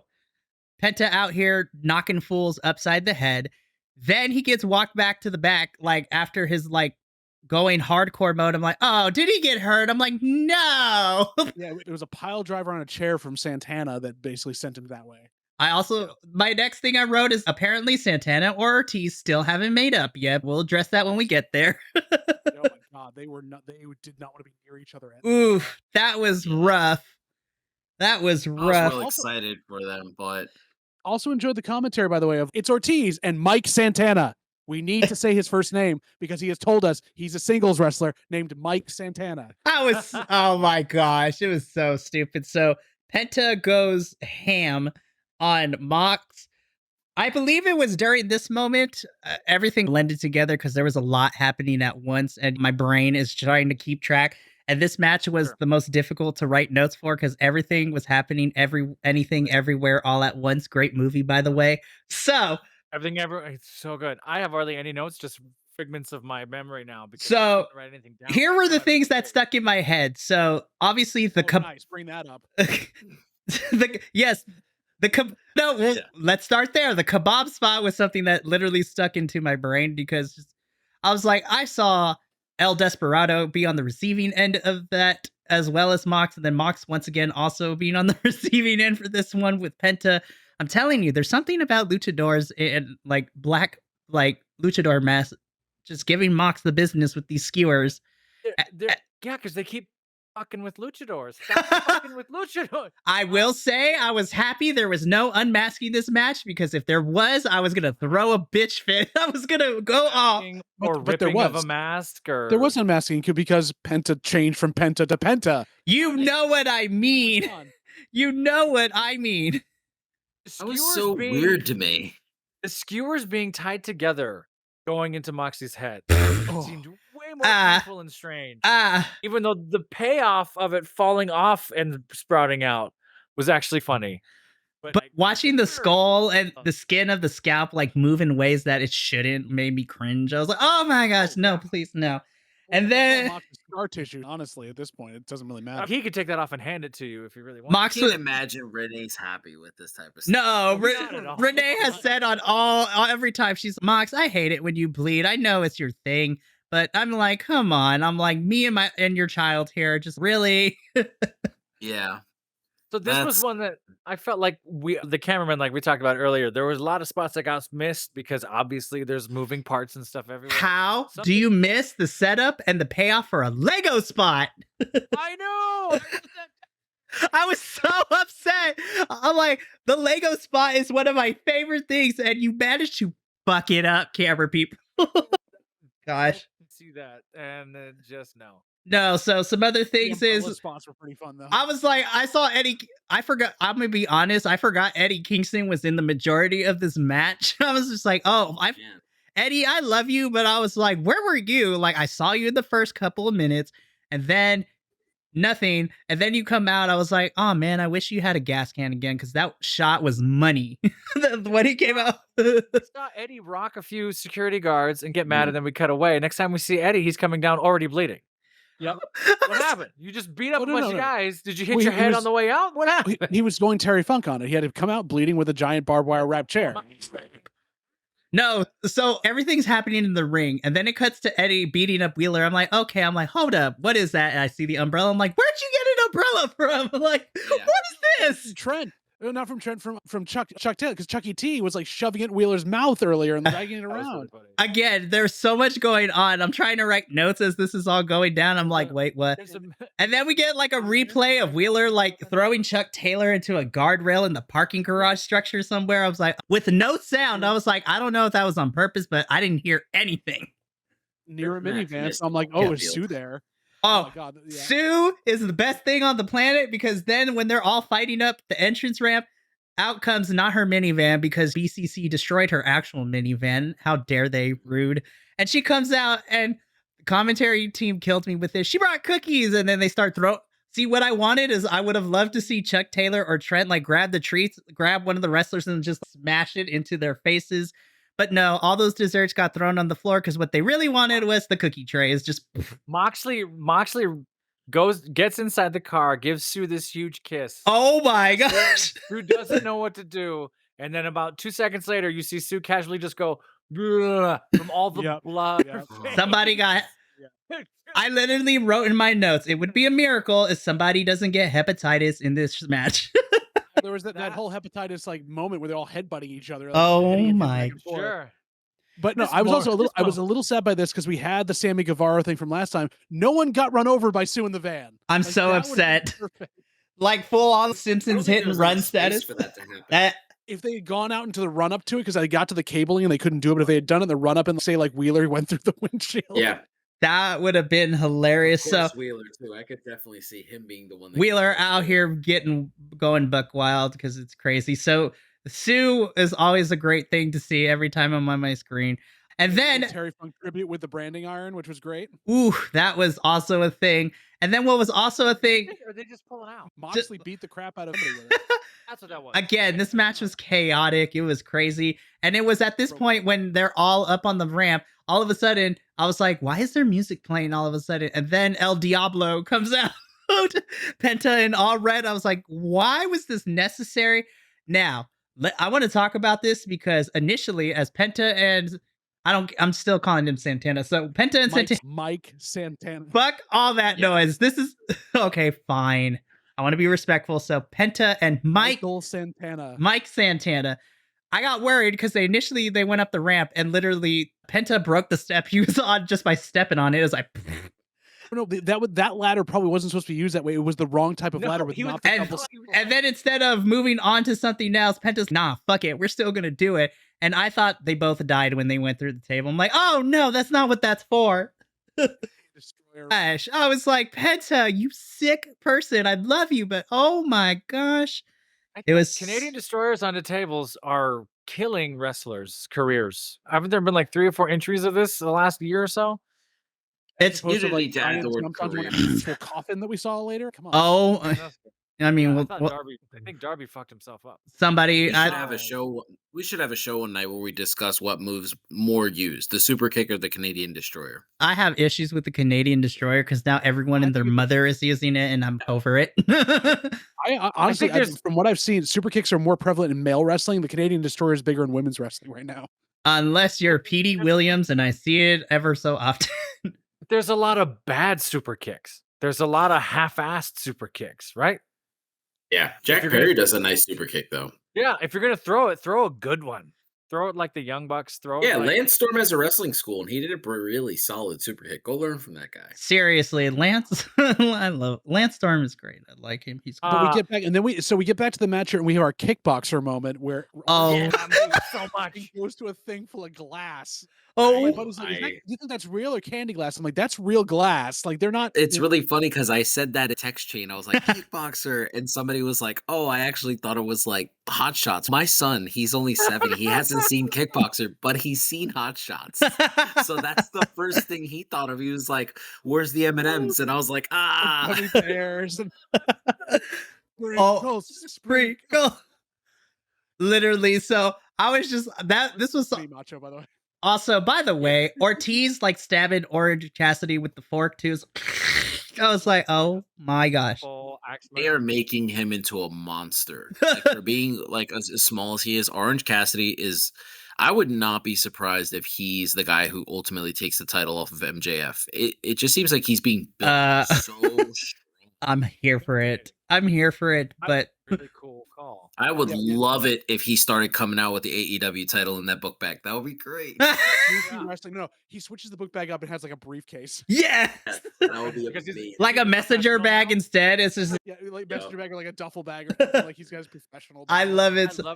Man, I love that kickboxer spot. I think the commentary did a service because they talked about it too much. Yeah. Look at this duct tape. The duct tape flipped around. I was like, the duct tape's going there. I was like, we can see it. I wrote this. I was like, this is like number 10 of me saying this. I'm like, commentary team, shut up for a little bit, please. Let them do this. But why is it golden? Oh my. That's going to be the running gag. Okay, so let's talk about this ending because I knew the glass punch was great, but I was not expecting the person who ate the pin here to eat the pin. Which also controversy here because he was in the middle of the glass. You could tell he couldn't put his shoulders down. It hurt too much. So they counted the pin with him having a shoulder up the whole time. But yeah, so after some back and forth, because initially Orange didn't get a chance to throw the punch because everyone kept interfering. And then everybody was throwing everybody else out the ring. And then Orange comes out of nowhere. Orange punches Claudio with the glass and pins him for the 1-2-3. And I was just like, okay. I was like, Shocking. Okay. It was shocking because my brain was going to multiple levels and multiple shows because Claudio is currently your Ring of Honor champion. And if Orange yes. Are you sure about that? Because we never see him. God. Yeah. Okay, we haven't seen him, but we did see him this week, so we can't really say that anymore. But Claudio has been MIA since Death Before Forever. Yeah. So my brain, I was just like, okay, so your Ring of Honor champion just got pinned by Orange Cassidy, by your international champion. And normally, like initially, I thought, okay, Proud and Powerful ain't taking the pin here because once again, AEW's not WWE, and the minorities don't always eat the pin. I thought Wheeler, okay, let me just follow me in my train of thought here. I thought Wheeler was going to take it because Wheeler always ends up eating the pin for Blackpool Combat Club. And I was like, Mox is never going to take a pin in this situation like this unless it's Eddie or somebody. And then I'm in my head, I was like, oh, Claudio's not taking the pin. And then Claudio got pinned. I was like, shit.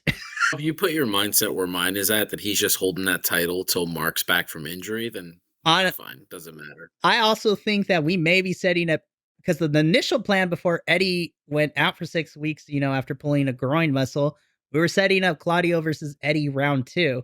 So honestly, I would be okay if Eddie takes that title from Claudio and then Mark can take it off of Eddie once he comes back from injury. He's a champion right now too. Eddie's a champion right now. The New Japan, he took the title off of Kenta, New Japan Strong, which, by the way, side note, go watch Eddie versus Kenta because that match fucking slapped. Both their championship match and their G1 match was out of this world. Yeah. But I was wrong in this one because I picked Blackpool and Proud and Powerful to win, but best friends Eddie and Penta took the win here. So now I'm wondering, I was like, okay, I'm interested to see where this goes. Because that final shot of Eddie and John Moxley just as a clump of meat and faces. Part of Moxley's face is hanging off and giving each other the finger. Oh, slapping Eddie Kingston in the face. It was just like, we're going with a piece of your own face. Yeah. I don't want this to be the last time, but I'm going to call it right now. This will be the last time we see Ortiz and Mike Santana on our TV screens for about months. Then I'm going to have to wear this shirt all week then. Do it. You have to. There you go. I was like, listen, represent. So honestly, this was great. And then I felt bad for the participants of the next match because by the way, shout out to the cleaning crew. Y'all cleaned that up very quickly. But next is the Fatal 4-Way for the AEW Women's Championship. And we have Saraya. Yes, on the card. The only women's match on the card. We'll talk about that. So we have Saraya versus Toni Storm versus Dr. Britt Baker, DMD versus at the time of the match, your AEW Women's Champion, Hikaru Shida. And this was the match that the first thing I wrote in my notes is like, Tony Khan got that money because Queen is not cheap. And then God save the Queen for Toni Storm too. I was just like, by the way, Tony Khan spent a lot of money on this pay-per-view for entrance music because I don't think he had to spend money on Metallica. That's fair. They probably did that. They probably did that for Sting for free. They probably asked him, "What do you want to use? Seek and Destroy. Take it. Do it. Have a good time." But TK spread a pretty penny for that. We will rock you. I was like, ooh. They're monster wrestling fans, and they actually gave their song to Taker for WrestleMania for free. Heck yeah. Yeah, which makes complete sense. He didn't deserve it, but Sting did. Definitely. But also in this one, Toni Storm didn't get the boos everyone thought she would because they were singing the national anthem. No. The stadium started singing God Save the King. How can you boo Toni Storm? She's being used correctly. She's just being allowed to be her authentic self. She's such a weirdo. This is who she is. I love her. So it works fine. Listen, this is I don't care because people are hating on this current gimmick she has. Lest we forget, do we not remember her feud with Charlotte before she left the company? She became a meme after getting pied in the face, and that really pissed me off so much. She is entering an amazing part in her career right now that she is able to just play around with stuff and not be like, she's not a mean girl. She's just She's the weird, crazy starlet. she's out there and, like, she's the bizarre. she's like the She's Marilyn Monroe. she's the Marilyn Monroe. She's also the starlet mom because like when she walked this past week on Rampage, when she was walking out for that match, she was just like checking on people. She's oh Harley, like all this stuff. I was like, this is the weirdo I want to see on my screen more. I did love the entire Knight family coming out with Saraya. Oh my gosh. I thought this was going to be a coding moment. Oh, I'm going to go hug my daughter and my wife, and then I'm going to Yep. lose. That's what I why, felt, too. like, It's I like, was oh, like, and- are they going to pull this moment out? And then Mama Knight taking that stiff ass. Yes, Mama Knight is MVP. There's held no back way from she her. would have. There's no way she would have taken like a soft jab. No, That's just not in their DNA. and it took all of the rest of her family to actually hold her back. It was so good. Yeah, she wanted that. That was it was brilliant. It's just weird because Sheeta, Tony, and Paige or Saraya are phenomenal performers, and then you have the women's version of Giant Gonzalez in there, and it's just like I don't. This is where we differ on this because I know that Britt Baker's working through a back injury at the same time. Like she shouldn't be in there; she should be off rehabbing. But I understand, but when your only good match in your entire career is with the woman you hate the most on the planet, I think that's super eye opening. Ooh, okay, so I think we had a great match with Abaddon too, but that's okay. Yo, that Britt Baker Abaddon match had no right to be that great, and it was that great because it was perfect. Like I didn't mind Abaddon losing because Britt won, but she was like, "Oh hell no, we ain't doing this again. Abaddon is scary. I'm not trying to fight her again." I was just like, no more. It's great. So it hurt my heart because okay, so this is my opinion. So I picked Hikaru to retain here only because. And again, I shouldn't have I shouldn't have thought too much into it, and I really should have picked Saraya because it was between Shikaru and Saraya. But I shouldn't have listened to commentary leading into this pay-per-view because I was like, they keep bringing up the fact that Hikaru's title reign the first time around, no fans because it was during the lockdown, and and she carried that title and she carried that portion of AEW for the women. And that title reign was awesome, but she never got the fans like when we got back from the pandemic, like with Britt and Thunder and every other woman to hold that title afterwards. And so I was like, they wouldn't just let Hikaru hold it for 2 weeks and then give it. And then it happened. I was like, I'm upset, but I'll be a little less upset if what I think is what we're getting next after the implosion of the Outcast happens. And this is my conspiracy theory because I am of the firm belief this Fatal 4-Way was not the original plan. No, we know that. Yes. Wholeheartedly, it was said it wasn't the original plan. No, and I'm just saying, the original plan, I think, still in my head, had she not got injured, I still think it would have been Saraya versus Mercedes, in my opinion. Or not. Who knows? No, I don't know. Tony Khan has said specifically this was going to be Jamie Hayter's night to basically keep the title in a big multi-person match. No Jamie Hayter. What the hell? It was going to be Jamie Hayter's night to win. Saraya wasn't going to do that because No at the time when they were walk-ins. booking this, they didn't know how Saraya was going to do with a lengthy program holding the title with her next. Like they'd set the neck up as a thing in the match, which then had the breakup when Tony punched Ruby Riott in the face. Sorry, Ruby Soho in the face. Can I just say really quickly, poor Ruby, she always ends up getting the shaft anytime she's in a faction. Like, this faction has... brought that up. I was just about to say that. This faction has not done anything for her. No, she's never put in a position to be the main star. When she was a part of the Riot Squad, she's the name, the figurehead, and the two people that come out of it in better situations are Liv and Sarah Logan.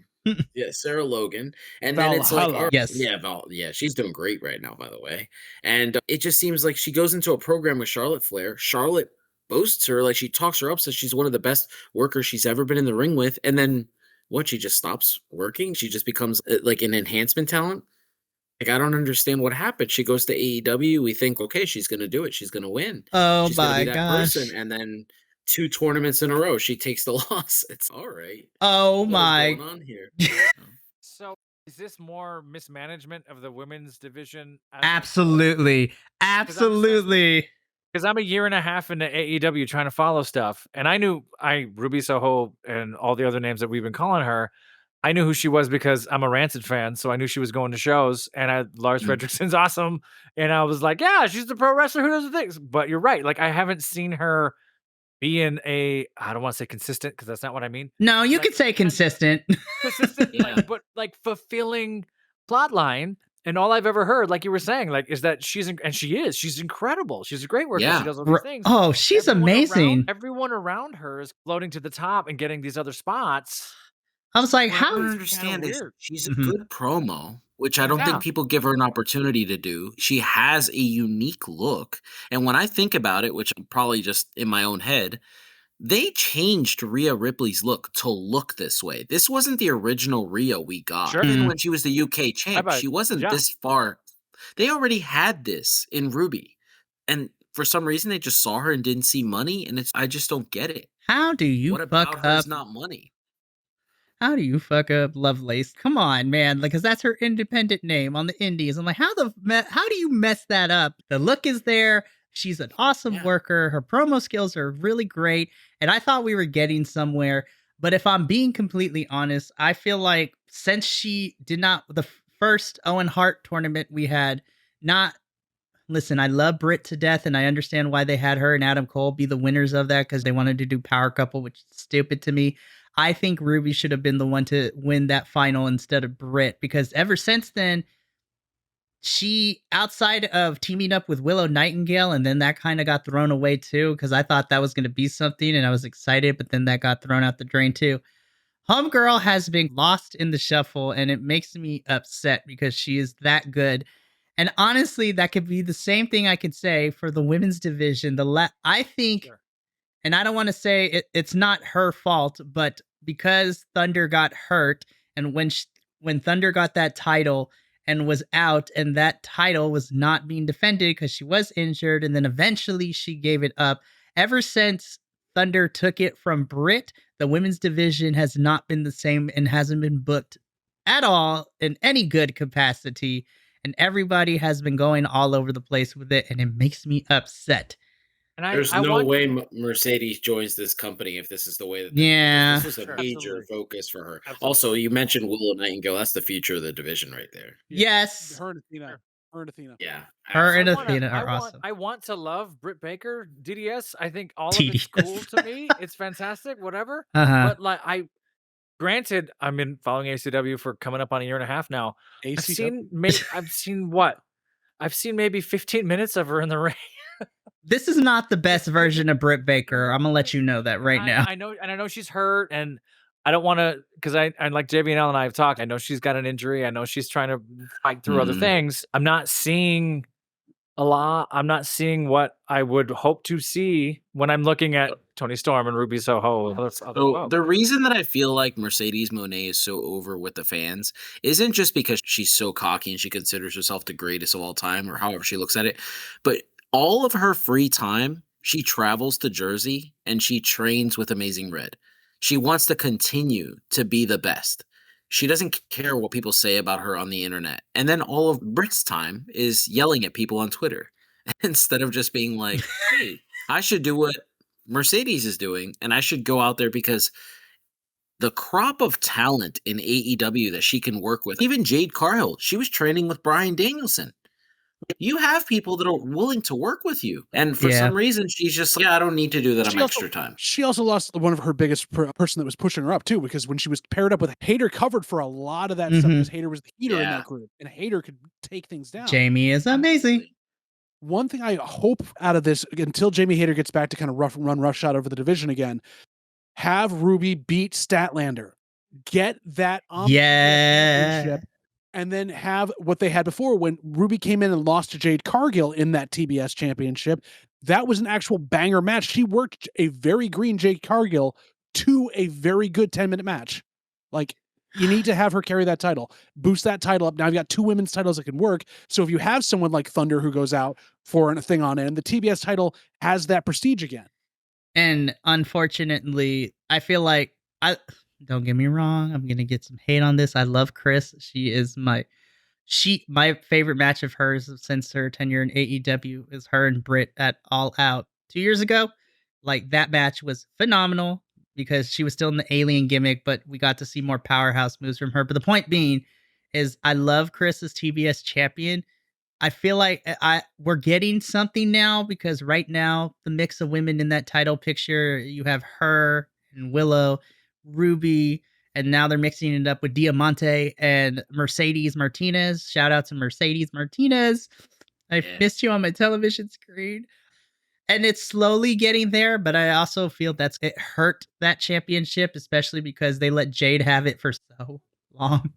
And I love Jade, I really do, but once she got to 20-0, I was just like, I was like, here's the notice thing. we're talking about all this other stuff right now instead of the match we had. We're talking about what could be That's done. what I was gonna say. Because the problem is that this women's division is not giving the respect, the time, or the booking power like it's supposed to. And we always get one match on every pay-per-view, one women's match every television show.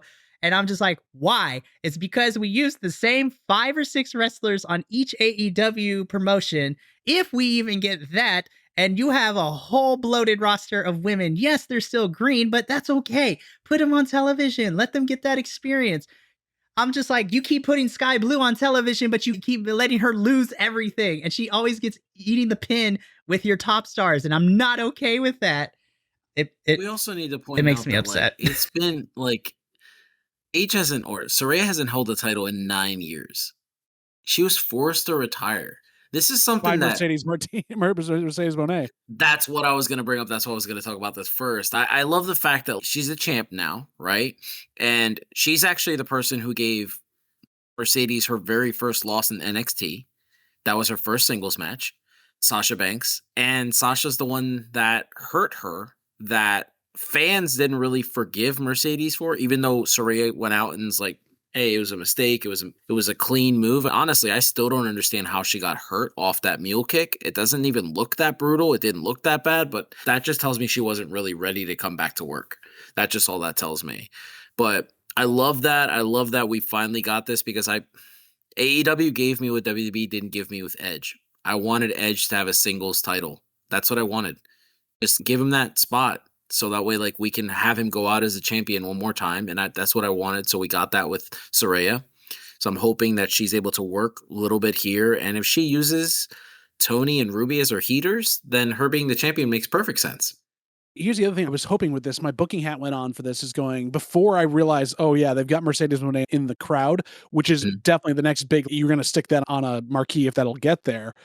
If they didn't have Mercedes there, I was like, this is actually perfect. You get the pop in the hometown thing for Saraya. She gets the title, and a week later, she defends it against Sheeta in a rematch, and Sheeta takes it back in the US. And you get Sheeta's run again to put that back up, or back and forth with Saraya. But now you've built this whole Outcast meltdown. You've got to hold Saraya for a while with that title, or it means nothing. This entire change means absolutely nothing except a cheap pop in London. That's what I was afraid of, is that it's going to be like a 2-week reign. It's going to be like, oh, let's hot potato the title. But who knows? We'll see. We'll see what happens. That's where my gut went too, was like, are we just going to throw this title around every few months just to to try to token, like we've talked about, try to token, oh yeah, look at all this women's division. Look at everything we're doing. You're not doing anything. It's still one match per show per pay-per-view. And just titles mean nothing. That's not fair. Yeah, I go long-term booking on this. That'll be very interesting to see. Saraya holds it for a bit. Mercedes Moné comes in, takes it from Saraya, holds it till the next All In, and Jamie Hayter comes in and takes out Mercedes Moné. Yes, give it to me. We get that moment for her next year at home doing what she needs to do. I don't think Mercedes would come in, and I just think it would make 0 sense for her to come in to drop the title right away. Like, I feel like she needs to have an MJF level run. Like, needs to hold that title for a while. Saraya gets a short run. Mercedes takes it from her because Mercedes isn't as banged up and can actually do a long run. And you have that MJF run in knocking Thunder out, knocking everyone else out. And Hayter comes back at All In next year and just wipes the floor with her. Yes, I would love to see it. And honestly, I really enjoyed this women's match. Tony taking the pin made a lot of sense to me. I will say this was not as clusterfucky as a lot of the women's matches have been the last couple of weeks across all the AEW shows. I love the break of small character like Saraya trying not to cry when she wins that title. And I'm just like, What a story, man. Like her and Edge and Daniel Bryan and to a certain extent Rey Mysterio too. I'm just like everything that they've done to get back to where they need to be here is amazing. I'm interested to see. I don't think this title gets defended next week at the pay-per-view because I think the marquee women's match will be Ruby probably taking on Chris for the title, which please give me 15 20 minutes. Like that would be a baller match, but we'll have to see what the rest of the card looks like. But Yeah, they'll get 7. No, they'll get 4. Or they'll get 4. Like, stay But I tuned agree, next like- week where I go off once again. I agree. This is the first women's match in a while, like you're talking about, that I didn't feel like they packed for time or got run over or they It's not that hard, Tony. no. They didn't Well, butcher it with picture in a picture. Like they actually let it ride and they Well- got to do what they do. It's because they didn't have Ruby Soho in the match, because that's what they did to Ruby Soho on Dynamite this week, was literally chop the match Ugh. down, cut picture in picture, and made her lose in a Disturbing. weird, screwed up way. It was Yeah. all. I hated it, but Saraya, Tony takes the pin here, so the dissension of the Outcast might be the next story, which I'm not upset about. And Hikaru technically did. Honestly, I went back and forth. I was like, either Hikaru retains and Britt's getting the pin here, or Saraya wins. And my biggest fear is, oh, Hikaru's getting pinned and Saraya wins. But nope, Tony gets the pin here, which I think was the right choice because Britt doesn't need to be protected, in my opinion, anymore. Maybe, I don't know. But more importantly, because I'm biased, because I'm a big Hikaru Shida fan, I'm happy she didn't get the pin. And at least AEW had the decency to not pin her like some other awesome Japanese women's wrestler in a different promotion at SummerSlam. If I could just give you a peek behind the curtain, I would not be surprised if Toni Storm offered herself to be the pin for Paige. Tony's Like, amazing. I Like think, that. I think this is a monumental win for Saraya. No one expected her to win. There's not very many people that picked her because of the shock value. They just thought, no, they're not going to do that. If they're going to shock us, they're going to have Adam Cole win at the end of the night. And that's going to be the shock. That and we're used to the bait and switch, right? Oh, their Yes. family's here. They're gonna lose. Yes. We're already Absolutely. Or I've been trained by WWE. Oh, hometown hero. Oh, they're losing this match. Oh man. Like we've started to say on these shows, if it's the right thing, They they're gonna won't do it. Like, they're gonna do. Exactly. This is the right thing for them. Oh, let's fuck with them. Come on. Yeah, I definitely see Toni Storm, like whoever produced this match, probably just going to them and being like, I have to. If Saraya's winning, I want to be the person who puts her over. So I could see that. Also, this protects Sheeta Yeah, by not losing. exactly. Lose the title. And I it will adds a say, if I storyline could just, element. I could see we have some Britt Baker fans here, but I just want to say one more thing about my son's 7. He was asking me questions. I got up for a second to go grab like a drink, and he's, Daddy, you need to come here. And I was like, why? And he's like, I don't know what's wrong with this lady. She keeps trying to scratch this other lady's chin. I was like, what are you talking about? And I come back, and she's like, Trying to do the really lockjaw. poor acting doing this, and I she's like doing it. And see, I I was like, think- bud, she's I she think wants what to happened figure it is out. that- I don't know what to tell I you. think that spot went on too long because I think Yes. Saraya and Tony were like, somebody took too long to get what they needed for the like finisher, which was the paint can to the face. And I think it took a little too long. So Britt and Sheeta had to improvise. I felt like Sheeta was laughing the last 10 seconds of Yeah. that because it was definitely like, this is fucking ridiculous. This is fucking stupid. Yeah. That's one of the other reasons I feel like love those Sheeta. are things that Britt needs to work on. Mm. If we could just go back to the wrestling aspect, if she would have used her worker hat, you let one of Sheeta's hands go. Let her fight you off because it's, oh, the other girls aren't in position yet.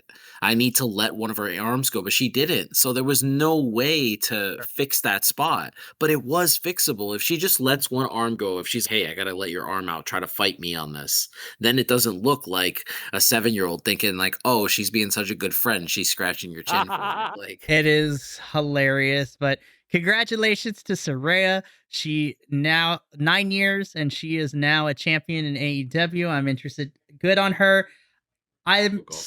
Yeah.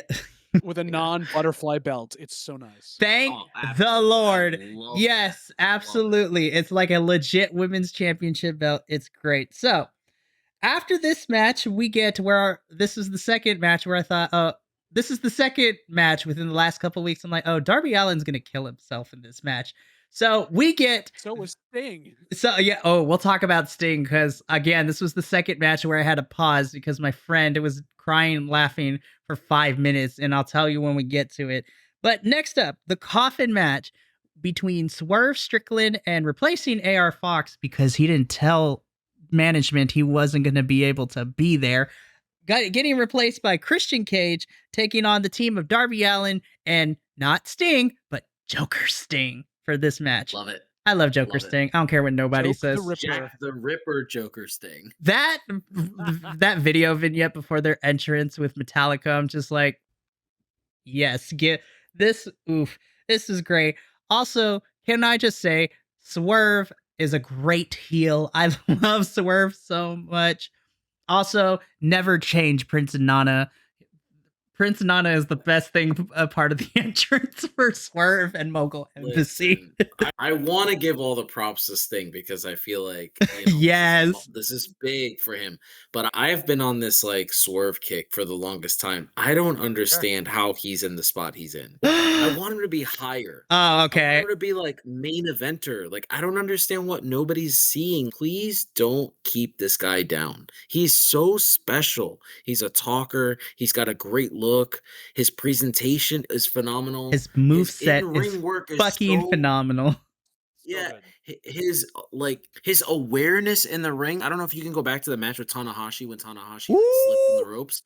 Any green person, we just saw it with Britt and Cheetah. Any green person is sitting there waiting for the splash. Nope, I'm gonna get up, jump back up to the top rope, and Tanahashi's gonna have to knock me off again. That's how we're gonna sell this spot. That is him saving that match. He's so brilliant. I want more Swerve. I hope he doesn't fall into the Keith Lee category. Just give me more. I want Swerve and MJF next. Give me. Let's not talk about Keith Lee because I will take forever and a day to talk about it, but we don't got time for that. Swerve MJF would be holy shit. I would need a towel. I would need a couple of cigarettes afterwards. Like just the possibilities. But honestly, okay. So this was a really fun match. And I'm happy to see that Sting didn't almost kill himself and no ladder spots were involved. He almost killed himself. And no leg drop. Okay, so this is the part where I had to pause the match. So Sting goes up to try to put Swerve and jump on Swerve through the table. So the first attempt, the table did not break. So I had to hit the Sting. British steel. That's British. I fucking hated that. This was once again. I yelled at the screen. I'm like, commentary, shut up. I was like, do not speak right now. But this was the part of the match I had to pause for a couple minutes because my friend, I had to make sure wasn't choking and dying over next to me because he could not stop laughing. And he was literally crying of laughter of how Sting, like that first attempt was just Sting not flopping through a table. And then him flopping through the table the second time to break it. I was just like, okay, this is fun. I thought the impact of watching Darby's neck when he did the coffin drop on the actual coffin the first time, and literally I saw his head go ka-dunk. I was like, no, what are we doing? So I don't know. Why did they replay it like 5 times? It made me so mad. I was like, no, I saw it the first time. I don't want to see it again. Yeah. It was like Sid's leg break. I don't want to see that again. I will remember that forever. I watched that. Yeah. He was like, wow. Yeah. I don't. So again, I've had this love-hate with Darby because I love Darby's look. I think Darby's pretty solid on the mic. As a wrestler, I'm always like, I always want something. I don't know what it is. It just doesn't always do it for me. And I think he messed himself up on that coffin drop. He was hurt. Yeah. And he was still selling. But there was also a moment where it's like, oh, you're trying to breathe.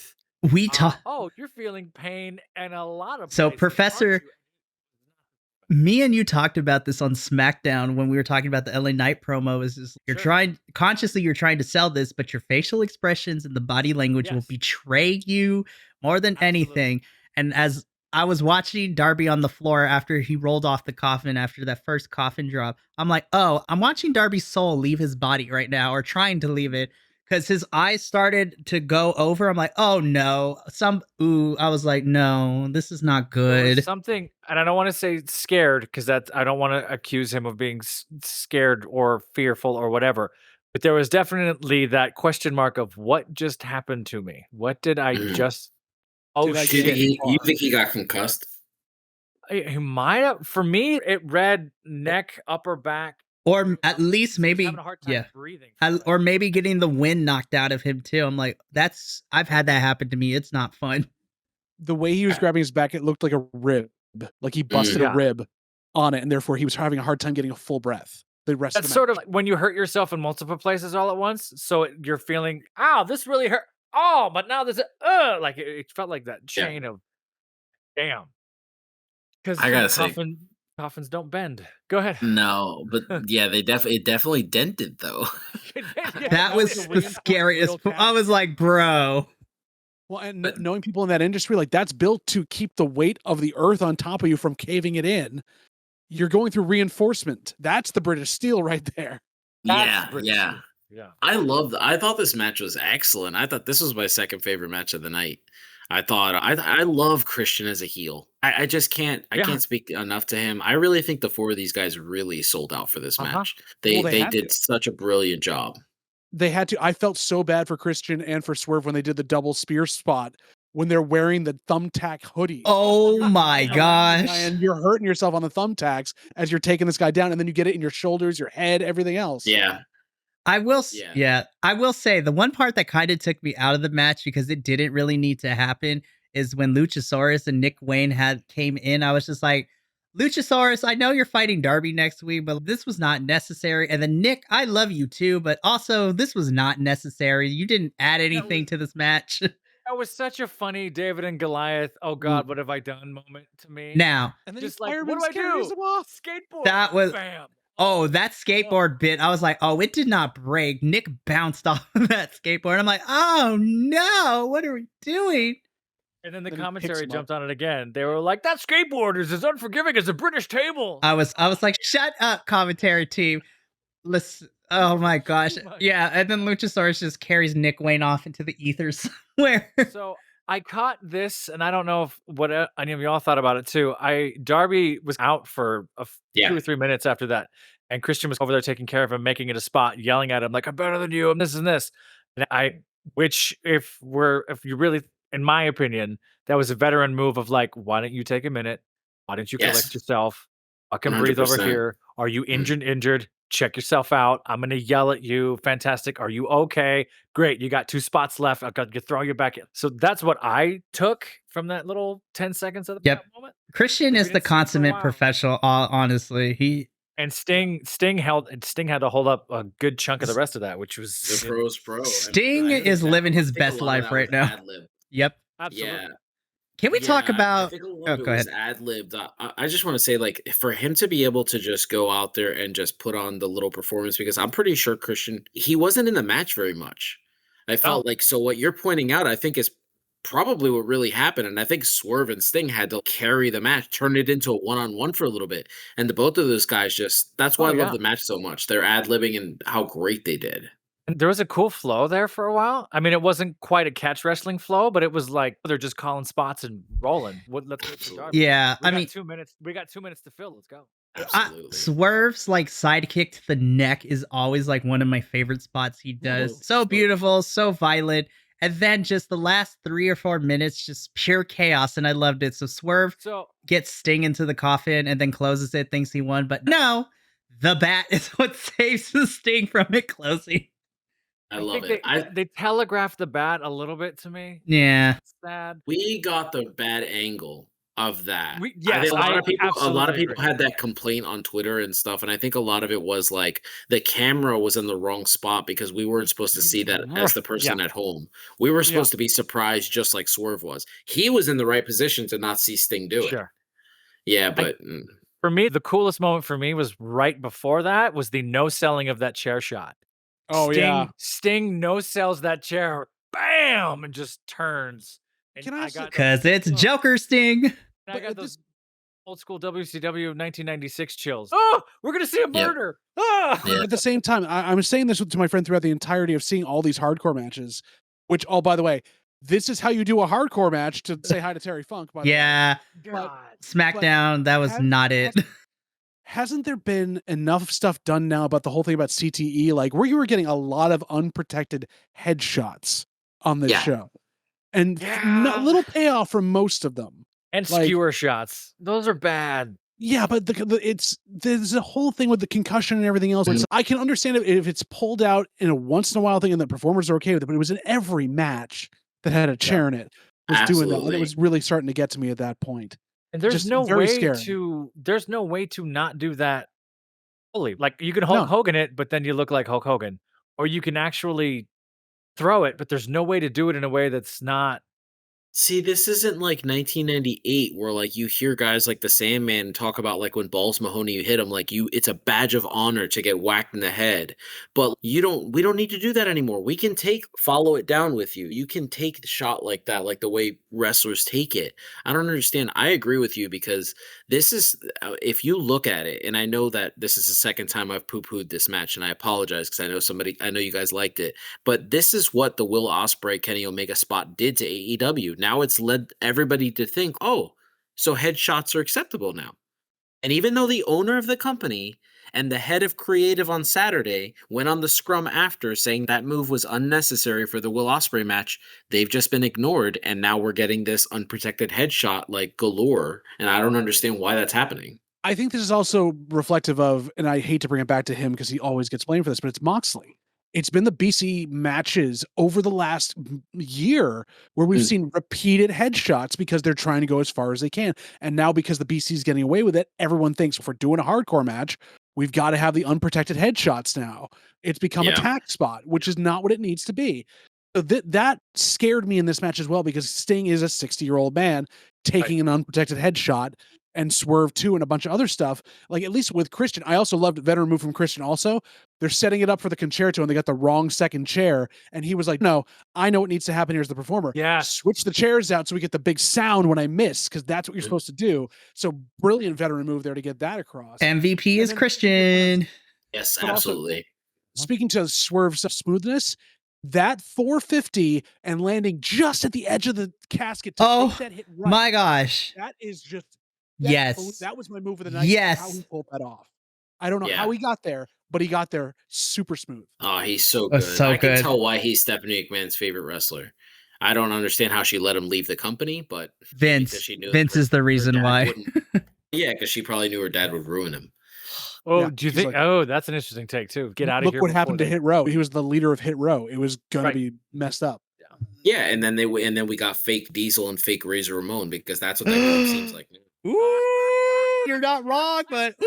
Listen, Michael Cole also did not do this group no favors because him and Flop Dollar, as he was calling him, like that feud, Michael Cole was so savage, and I was like, Michael Cole, you just buried them. Now they're jobber status now, so unfortunately. 100%. Coming back to the match itself, then we have the second controversy of the night. The dreads we- came out of the Yeah, coffin. the dreads, yeah. The Yeah. dreads were hanging out. But So if you do you look think at- that was a mistake, or do you think that it's going to lead to more? I think it was a botch, but I think they're gonna use it. Honestly, He I'm had okay a with whole that. bunch of stuff to go. I didn't lose that match. I did this. He's gonna take it and run with it. That's how good he is. Yeah. But yeah, this was like he didn't get his hair all the way in. Like it's just what it is. What it was. And it's partly because, and there's a photo of it. I don't have it. Bad podcasting. The coffin is dented in a way in which it's not closing quite right anyway. So there's an element of, yeah, it was still open. My dreads were there. Listen, I've made my love for Swerve pretty clear. I did not like the fact that he had to take that weird finish. That looked like he could have been Right. cut in half. Like I don't Right. understand that. I did not. That move was so unnecessary. I thought he was going to mess up his hands. Like I genuinely thought, that's going to Yeah. mess you up. But then Please picking not. in between two, like almost getting bisected, you could do some serious damage that way. With Yes. I'm like, no. The intention was for him to hit the bottom, but I think like Darby's not looking back unless Sting just nudged it with his knee. which yeah, wouldn't have moved Darby. anything. Yeah. 'cause- Yeah, no. But yeah, the That's Scorpion Death Drop on the coffin, I felt like that just was good. Didn't That was worry about awesome. Sting getting into it though, because he slipped getting into it. But still, Yeah. And that Yeah, coffin I didn't drop like scares that. me. 'Cause that coffin drop scares me because and then Absolutely. Luis, you can probably speak to this too. You are partly it's all some of the other moves too. It's 100% on me taking it. Yeah. This is you. If you're doing that, this is all me making sure you live and I feel everything, you feel nothing. That's hurts. Yeah, absolutely. That's definitely one of the things that like typical fans don't understand. Like the person who lays the move, they always blame that person. And that's not how it works. Like so many people still blame Seth Rollins for SummerSlam with Finn Balor. And it was like Finn was supposed to take the move. He's the one who threw his arm up. It was Sure. his fault. That's what Kurt Angle said that. He said it recently in an interview. That wasn't Seth's fault, but Seth was blamed because Bret Hart's a bitter old man. So he blamed him, but it was one of those things like Yeah. it is the guy supposed to be taking it. Yeah, it was definitely not something I wanted to see. I was No, like, oof. Like I thought no, the finish, I thought it was perfect to have the Scorpion death drop. Yeah. The word death is in the name. Stick him in the coffin. That's it. It's over. no. Nope. But then Darby had to Like, go for coffin drop number 2. And I'm just I didn't like, even think Sting was going to hit that death drop the proper way. He actually felt. I thought he was going to hit it Christian style, like he was just going to drop and then fall like on his Sure. feet off the casket. Nope, they both landed on the casket. That's my favorite finisher ever. I just love it. honestly, this was a fun match. And then, of course, with Swerve being the one to get thrown into the coffin, but controversy, his dreads were still out. I love it. I love But it. Darby, If they it, tie that into a story. yep. I think it's gonna be great. But Darby and Sting pick up the victory here. Honestly, I always tell my friend, I'm like, on pay-per-views, never bet against Sting because he has yet to lose on a pay-per-view so far since being a part of AEW. Fun fact. Good knowledge. So that's always fun. Okay, so we talked about this earlier. So everyone has like their best match and the match that was not it for them. See, this would I'm gonna cause some controversy here. So next up, Chris Jericho versus Will Ospreay in a singles match. This was not the worst match because the bar is very low because there have been some way worse matches that I've seen. This one was not my favorite only because I feel like it went on for a little bit too long because Jericho at this point, I feel like I love Chris Jericho and the legacy that he has made in wrestling, but he's not in a position where he can go like 15 minutes, 17 minutes. Sure. And I don't want to say this, but I am going to, as much as I love Chris, Will carried him through this match. Will carried him. And like 100%. this was not even a back and forth. Will just dominated most of it. Chris got some stuff in, and Not saying anything controversial. He couldn't hit a Cody cutter properly. oh my god, Will Whatever they call it. Whatever this was whatever they call it. this was not a match. This is Will Ospreay carrying Jericho, and literally this was a massacre. Chris got offense in, but this was Will's homecoming. Chris was also blown up from performing a mediocre Yes. rendition of his song. and Never had to sing it again. down. Do we not learn live performances in wrestling events rarely work out in the modern age? I don't Now, know. Chris can say Yeah. that Fozzie's played Wembley. Fuck Yeah, that. absolutely. I just want to say I don't want to completely berate Chris Jericho because he's just meant so much to the business, but I think I texted it in there. I think he's designed right now, just his body is designed for a 5 to 8 or 10-minute match and then tag matches where you come in as the heater or something like that. But my biggest bugaboo about this match is they should have never had Sammy Guevara there because I felt Honestly, like everybody was like, why isn't Sammy working Right. this match? it should have been Sammy And versus to me, it's Will. like, yes. Can you imagine that? Yeah, it would have been spot fest because Sammy doesn't know how to control himself. I don't but care. yes, it would have been phenomenal. And I don't know why we didn't get that. And then the weird finish of Sammy just like confused at the end of I was like, what story does this service? I don't. That's what I It wrote down doesn't. too. It's like, why be there if you have the only friend that you have left? Why turn your back on the only came to you through your horrible karaoke night, walked all the way down there to do this? Professor. JVL's about to go I'm gonna in. say the same thing that I said on a Dynamite review when this first came up. Sammy, are you going deaf? Have you not heard the lyrics to his frickin' theme song? He's going to betray you. You should know this. You've walked out to it every week with him.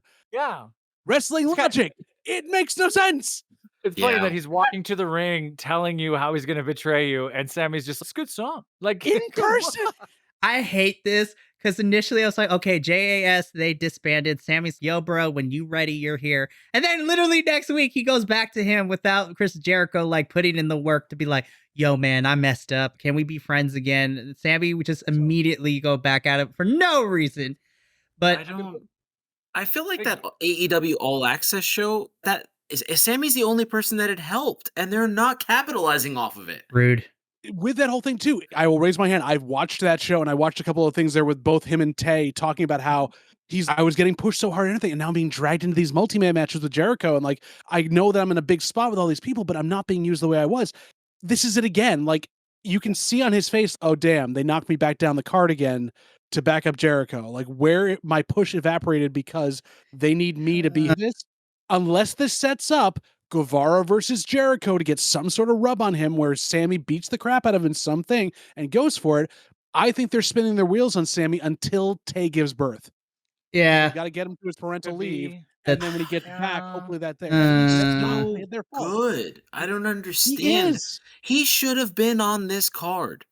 He Yeah. should have been wrestling on this card. And God, can you like everybody knows Will Ospreay is possibly like 1, 2, or 3 in the world in terms of in-ring performance. Mhm. He should have been. You Easily. talk about that rub that he gets of just being in there.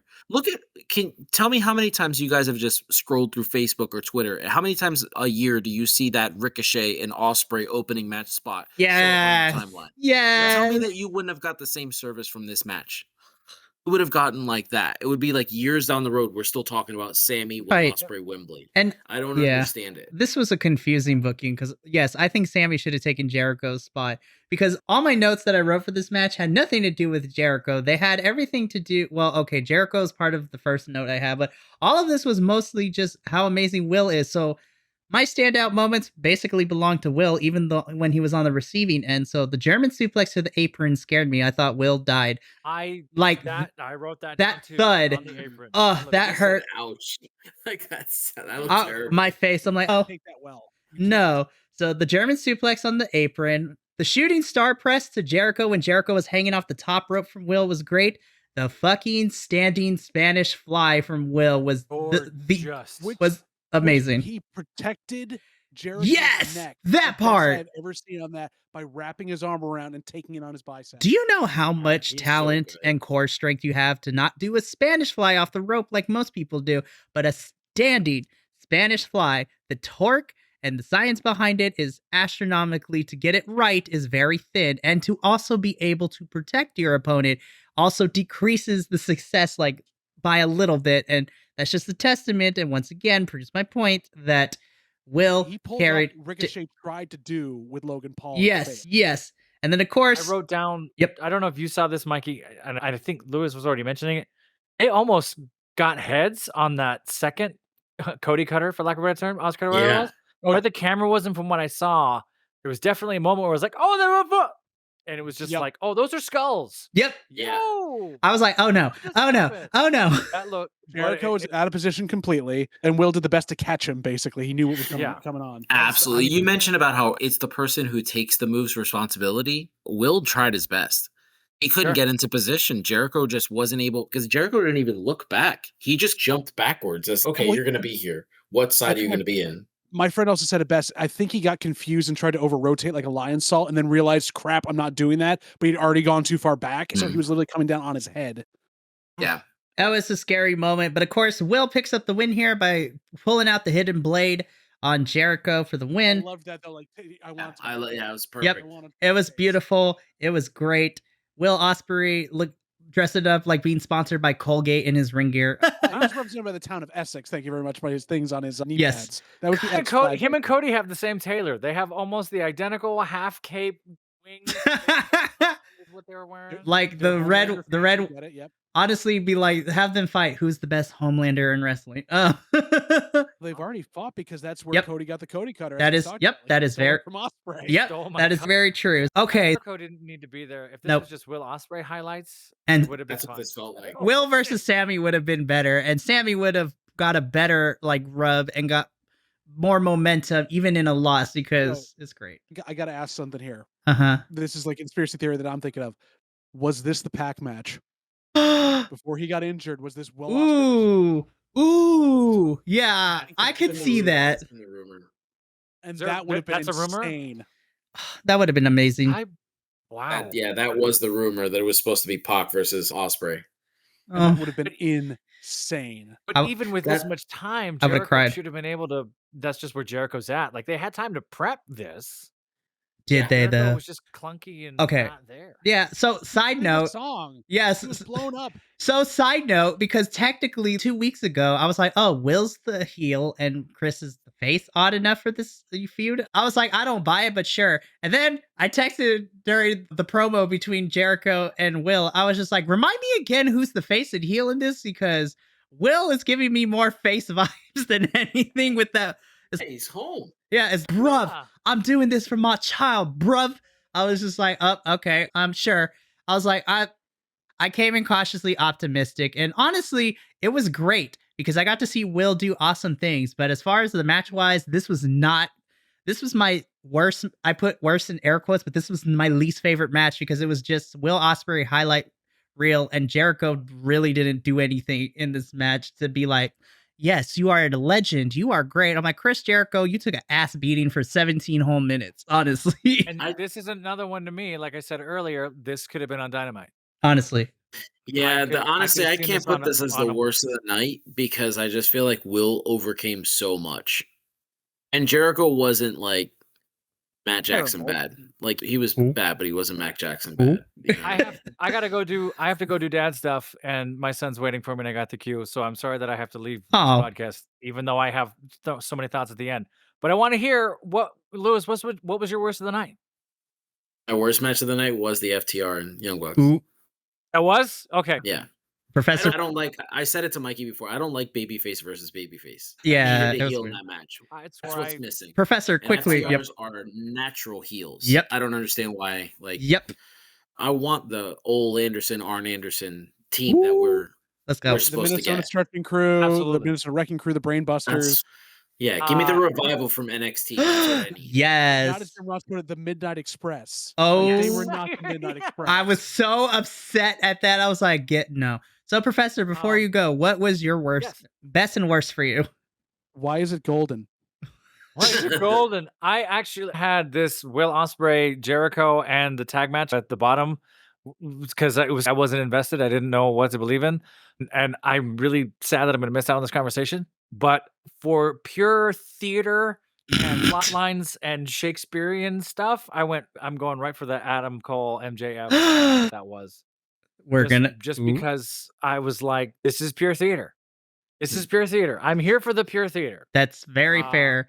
You should probably I- listen to the rest of this when you get a chance because Sorry. uh, Polarizing. I do have my issues with it. It's not Okay. perfect. by any Okay. means. Absol- It wasn't It like was- that's a 10 out of 10. It was perfect until the restart of the match. oh, That's how I look at it. I would have. Yeah, it felt awkward to me. I and disagree. I don't know. Bryce Remsburg taking the Canadian Destroyer was awesome. Oh, okay. We'll talk about that when we get there because I popped for that. But Professor, thank you so much. It's okay. I'm excited to listen. I'm excited to hear this. Don't worry, Professor. Hopefully, if your schedule allows it, remember we got Payback and All Out next week. We have Dynamite on Wednesday. That's And true. we got Dynamite on Wednesday, so we're gonna see the aftermath of all this shit. Lord Great, have Lewis, mercy. Great seeing you again. Yes, you too, sir. We got to pick your brain again because you're brilliant. Cool. Yes. Thanks. Bye, You bye, I everybody. just feel like I'm trying to keep up with you guys. Yeah. What? Oh, Very you're, good. What? You're fantastic. You're great. You fit right in. You're great. Professor, we'll see you later. Thank you so much for stopping by. What I forgot. I love that. He did it. I love it. All right. So we still got 2 matches left. So, Oh, God. yes, I'm just kidding. this review is as long as this pay-per-view felt for me in some aspects. Okay, I have questions. So next up, the AEW Trios Championships, House of Black Yeah. with Julia No, Hart. you mean the homeowners association? We'll talk about it for a little bit. Hated community of white. House of Black, the champions taking on the Acclaim, and not daddy ass, but badass Billy Gunn, which he wasn't. We'll talk about it in a little bit. No, he wasn't. First of all, I want That's right. before I shit all over this match, I love the tribute to Bray Wyatt from House of Black in their Yes. entrance. The lantern, they just sat it there for a little bit, Absolutely. and then Malachi Black learned his lesson. So instead of blackface, they did whiteface.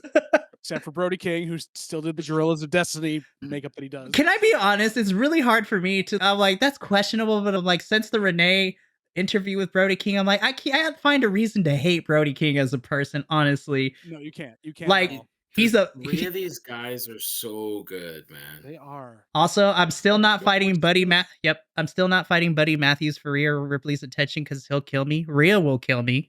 They'll both put you in the prism lock on both sides because they're both using it right now. But Congratulations to their engagement, by the way. Absolutely. very much Power that couple. one. And oh my god! But at this point, also, I know we're skipping ahead on this point, but this seemed. I called it out in the chat.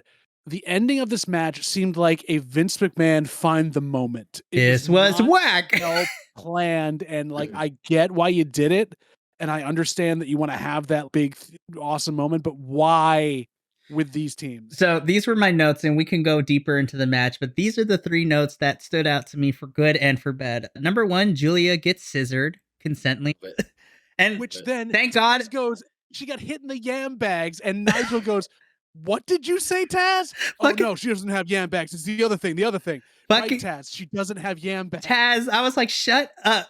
I was like, what is Taz was like, whoever picked up JR and took him off to the home, can you bring back around Taz's drum? It was a long night for Taz and JR, but on a weird side note, I'm glad Anthony Bowens was the one to do this. I was like, yeah, that's Yeah. fine. Like, I don't want to say problematic, but I was just like, it just feels, this is going to sound weird to say, but Anthony Bowens being the one to do it, I was like, yeah, I'm more comfortable with that than say if Max or Billy Gunn did. I was like, But it was a little problematic that Max and Billy Gunn were both holding her legs. yeah, that was also very, I was just like, Yeah. also, I want to give a shout out to Julia Hart because now she's taking more spots than just being valet, getting thrown off the ladder during Buddy Matthew and Andrade's ladder match on Collision. Now she's also getting laughed at hit the by fact- moves. I laughed at the fact that she was wearing platforms to be as tall as Aubrey Edwards. So when she Oh, had the face off, she that wasn't was- slow. Also, I want to say, Julia Hart, I want your hat. Honestly, I want your hat. But She was an MVP of this match. She definitely did more than you would think to help this furthered along. I was so very this happy. was funny. And then in all angry caps, I'm like, who kicks out of the black mass? It is one of the most protected finishers in AEW. Let's I go think I off. said it like I said this 4 times. I think I said it in the chat. I don't understand wrestling in 2023 with the finisher thing. Why are no finishers protected anymore? That move is the one wing angel. That move is, I don't know what other move is. Oh, the Baron Corbin's finisher. No, It was, but now End of Days has been kicked out of. Yeah, but that's what I mean. It's okay if it gets kicked out of one time. Hogan's leg drop was kicked out of one time before it became like a normal thing to kick out of it.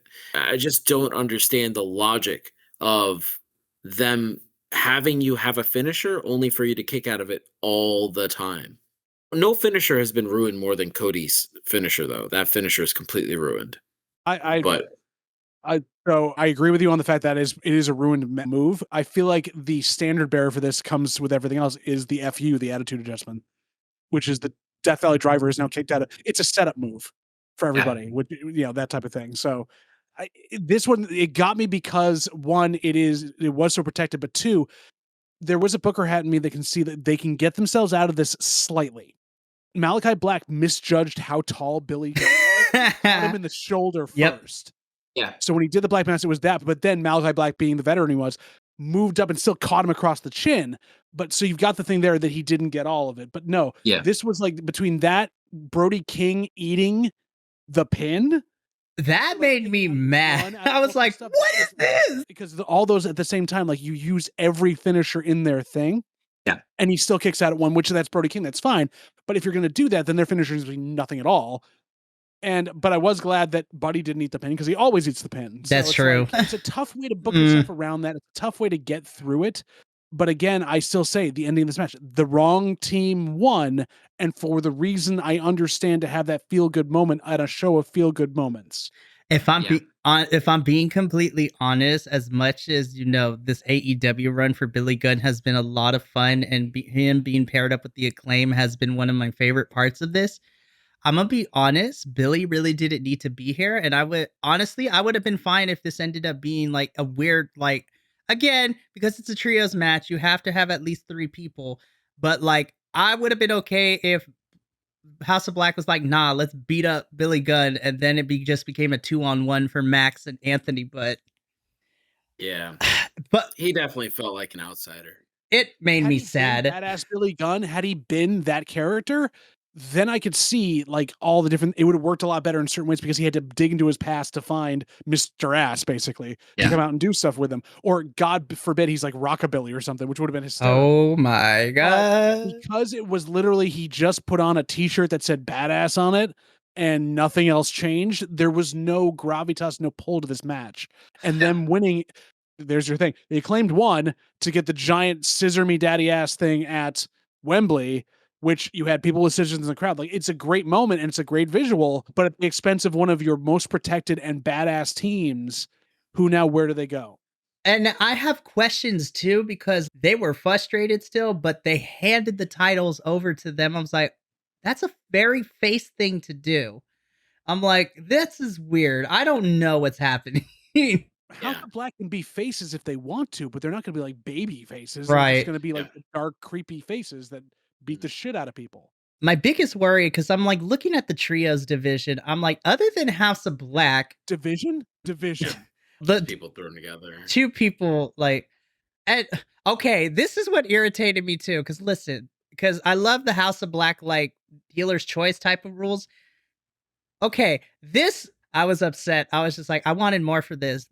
The Acclaimed and Billy Gunn have picked that their like rule for this match. It's no holds bar, and I was just like, this was the most tame no holds bar match I've ever seen in my life.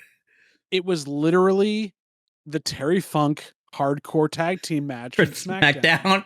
But there, and the only person that bled was Brody King, who got clocked by the damn chain, and therefore it looked amazing on his makeup, but no, there's so many ways. And that's the other thing that's really annoyed me about their run has been that's such a great way to set up a cool way to deal with these trio titles. You have to go in and do whatever stipulation you want against this massive team. And the bookers never have the other team either care or do anything fun with that. All to go with all of the rules for the House of Black matches for their trios run have been stupid. Like, I love Julia. That made sense was when they barred Julia Hart from that was the only one that made sense. I was like, okay, like this trio is smart because they know Julia makes it 4-on-3 instead of 3-on-3, and that was really the only stipulation. But the rest of it has been stupid. This I was disappointed with this match because I'm like, honestly, honestly, Billy Gunn didn't add anything. This was the tamest no holds bar match. This was my worst match of the night. And I can see that. I still say that Jericho and Will is because it was just the Will show and Chris Jericho was there. But it was entertaining to watch. This one never got off the ground for me after the Julia Hart getting the Scissor Me Timbers. It was just a formulaic match where we knew where it was going, and then they pulled the crap at the Black Mass, and I was like, no. It was a great tribute. It started off well, and then they just lost me. And that's what kills me is I love watching House of Black work, and this was not that. So the only thing I can say is that unless we get a rematch down the line, the only other, I guess, if you wanted to start a feud, because we're getting these weird vignettes with Preston Vance and the rest of El Ingobernables. So Roosh just beat him up. I don't know, man. Like, it's a whole weird thing. We can talk about that later. House of Black down to ROH to go against the Mogul Embassy. Oh my gosh, yes. Please give it to me now. Like, I am so here for Brian it. Cage and the Gates of Agony versus House of Black. That's a banger right there. Or if you wanted to do triple threat, do House of Black, Mogul Embassy, Iron Savages, and Jack Jameson. Jack Jameson. Those 3 would kill it. That's neither here or there. Last thing I'll talk about with this trio championship match. I have a love-hate relationship with the result because I hated that House of Black lost. And in a weird way, I don't like the way this is how we get Billy Gunn a title, but I'm also not mad that the Acclaimed are a part of that win because the acclaimed I took like they have gone from being just thrown on Dark and Elevation with no TV time to organically getting over with the fandom and just breaking the fourth wall after Max got in trouble with Tony for that one rap he did. And then Anthony and him playing into it. They're censoring us now. What the hell? And just I still think I'm happy they won the tag titles, but they should have won it against Keith and Swerve at the pay-per-view and not Grand Slam later. Because going into it, because Keith and Swerve were still hot at that time, and I was just like, oh, they're not going to win. And then I thought they're just going to get squashed. But the Acclaim pulled out everything they had, and they made me believe that, oh my God, I think they're actually going to win. And then I threw things at my television screen when they did not. And Which then you wouldn't have done in this match because you didn't care as much. It was never set up in this it match was with that much intensity. I was mad. But yeah, honestly, I love Billy Gunn, but I feel like the Acclaim could have picked somebody else, and then it would have at least we would have gotten a better match, if I'm being Ladies and honest. gentlemen, the Road Dogg. We don't talk about that. So No way. we got new trios champions, the Acclaim and I guess it's badass Billy Gunn, or if he's gonna go back to daddy ass Billy Gunn, doesn't matter. They call him that right away. It meant nothing. It was Without the music, without the lips on your tights, you're not badass Billy Gunn. honestly, it was a thing that happened. So then we get to the main event, and this is where I'm so sad that Professor's not here because this is where I think we're gonna have some very interesting takes. Is the best way to put it. Yeah, the blue French horn. Ooh, I was like, ooh, okay.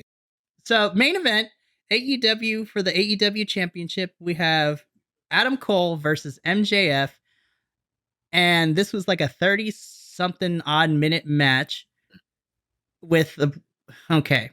So I made the bad joke during the entrances, by the way. full. Oh my gosh. With MJF's entrance with all the women bowing down to him, like, oh look, Tony Khan found how to use the women's division. When I read that, I was just like, ooh. I was like, ooh. And I said that, and then sadly, when the one weird guy pushing MJF's thing Oh, on the ramp stair ran into her. and the stairs ran into the last girl. I was like, oh no, man. Seriously. Okay. So how do we want to start this? Because I have a lot of feelings towards this, and I feel like it's the complete opposite of the others currently in this review. I did not like this match whatsoever. I love the Professor, and I could see the story bits. Like from a storytelling perspective and a writing perspective, this was fun.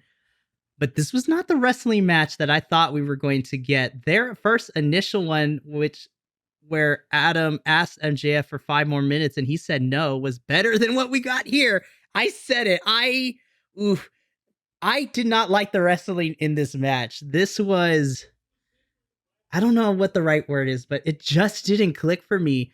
At least the first half. And then the second half, it's weird. The second half to me was better because it actually was like, okay, now there's a sense of urgency here. Now you're doing anything and everything to try to win. The first half before the restart was boring as hell to me. And I'm just like, I get you're trying to tell a story, but my God, I was so bored. Fight. I guess we've been spoiled with like how these things turn out, right? Like we saw Tony Storm and Saraya earlier tonight, and we've seen in the past Triple H and HBK kind of take each other out so one of them could get John Cena. We've seen the teams. We got to do this, man. Like Shawn Michaels and HBK went to WrestleMania to wrestle for the WWE Championship. Most people forget they were tag champs when that happened. Like they were that's what like I thought we were gonna get was two guys going at it. And I felt like they were wrestling really just, oh yeah, we're gonna take care of each other, like we're not going. And then once like Adam Cole started smacking the shit out of his head, telling him like I'm better than you, I was like, yeah, you are. Of course you are. Yes. And then I don't know, I thought the match was I was happy and I was like, okay, I get it. Like double count. We have a pay-per-view next week. This is the setup so people have to watch next week. Then they restarted the match and then we got the Bret Hart roll up and I was like, all right, let me go. And then The moment Adam Cole forgives MJF, gets up, hugs him, raises his hand, I was like, this match is ruined.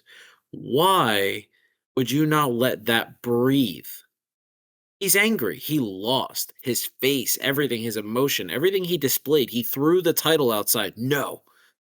All to just forgive him within seconds? Because MJF threw a tantrum? I don't get it. I don't know. Maybe I'm wrong. JVL. No, you're not wrong. So, couple things. First off, I agree with a lot of what you're saying here, and especially I did this. Some of the storytelling was pretty good, but you're right. It was way weird up and downs. My theory on this was the booking committee couldn't pull the trigger on anything, and they basically just said to the two of them, "You two figure it out, and this is where we're going to go to. But you got to show we can't figure this out because we didn't realize this was going to be a thing, and we've had a month, and we still can't figure out how to do this." So they tried to let them figure it out in the ring, and this was two wrestlers who there was a line they could have gone to where they could go over the line, like let Adam Cole in the first part of the match go full heel, and then honestly do the double count, him realizing that didn't help me and reel it back and have them work through their issues in the second half as they're going at it and still doing that stuff. Same thing with the title throw. Definitely throw the title out, let him be mad, but give hints of stuff. I come back to this. It's just like the match before this. They wanted an angle and a feel-good image to have on the screens of the two of them in the confetti, doing their thing, raising all the titles, and they couldn't pull the trigger on what they wanted to do. And so this fell into overhype. They had to go on last and deal with the fact that they had an up and down show, but also it's the pressure at Wembley. They were not given direction on what to do, whether that was a choice by the two of them or whether that was the bookers couldn't figure it out. And then on top of that, they had a great, I liked the double count and going into the extra innings. And I actually liked him saying, no, we're going to do this until, like Max being that full babyface of, we're going to do this until we get a winner. You could have done that earlier and not taken as long, and you could have had Adam Cole or him hang on to that stuff and that puppy stuff, have them still, like Max still talking to them, walking up the ramp together, bringing the titles along with him. Like, it doesn't take a lot away from Max in that respect. And maybe he gets halfway up the ramp, or you have Cole walk up the ramp and Max is holding that ROH title in the ring, and you give Cole that time to walk up the ramp and think about it. And Roddy, generic white guy with the kingdom, and he realizes, oh crap, like I really screwed this up. That's the minimal amount of breathing time, and you have Cole stop, the crowd gets behind it, and you have him walk back down, grab his title, and then do that. But that gives him that he's leaving. He's that thing. And Max is devastated, but also like, I won, but I didn't, but I won. And it makes this next couple of weeks be better with Max going, he really does care about me. Like, it's a bigger thing. I agree. There was no breath because they wanted the damn moment to get to the thing at the end of Wembley. So speaking of generic white guy number 5, right? God, he did not. Roderick Strong did not need to be there at all because he did not add anything story wise or wrestling wise to the outcome of this match. Because then he throws a tantrum like a little kid and storms out a couple of times. But I think the biggest misuse here was like, why is the Kingdom here? Like, they did not involve themselves in any way. What is happening? Where are we going? Why are we doing this? I was so disappointed. Is Gamora. Hate you so funny. I really wanted to like this match, and I was really disappointed. Like, the first half to me was very slow. Like, we took too long. I will say, I got scared with that stair spot when Adam Cole spiked MJF into the stairs, and Adam Cole took on the corner, and Adam Cole also took a good chunk of that stair. I'm like, sir, you were just out 9 months with a concussion protocol. We're trying not to get back there anytime soon. And to me, I was just like, I'm not a theater person, but I consider myself a okay writer. I'm like, character motivation to me is very important. And for Adam Cole, like, usually there has to be some sort of point A to point B for characters to have I know emotions are complex, but there should be like a through line of, this was the cause, therefore I'm angry, so now I'm going to lash out at you. Adam Cole went into 100% gear like way too quickly for me. and just started going super heel, the stair spot, and then the table spot, which by the way looked like it hurt like hell because it didn't break. And just being super Steel. and just being Steel, super yeah. heelish without it would make more sense if everything that Adam tried, like in terms of being the face wise, wasn't working to get the pin on Max.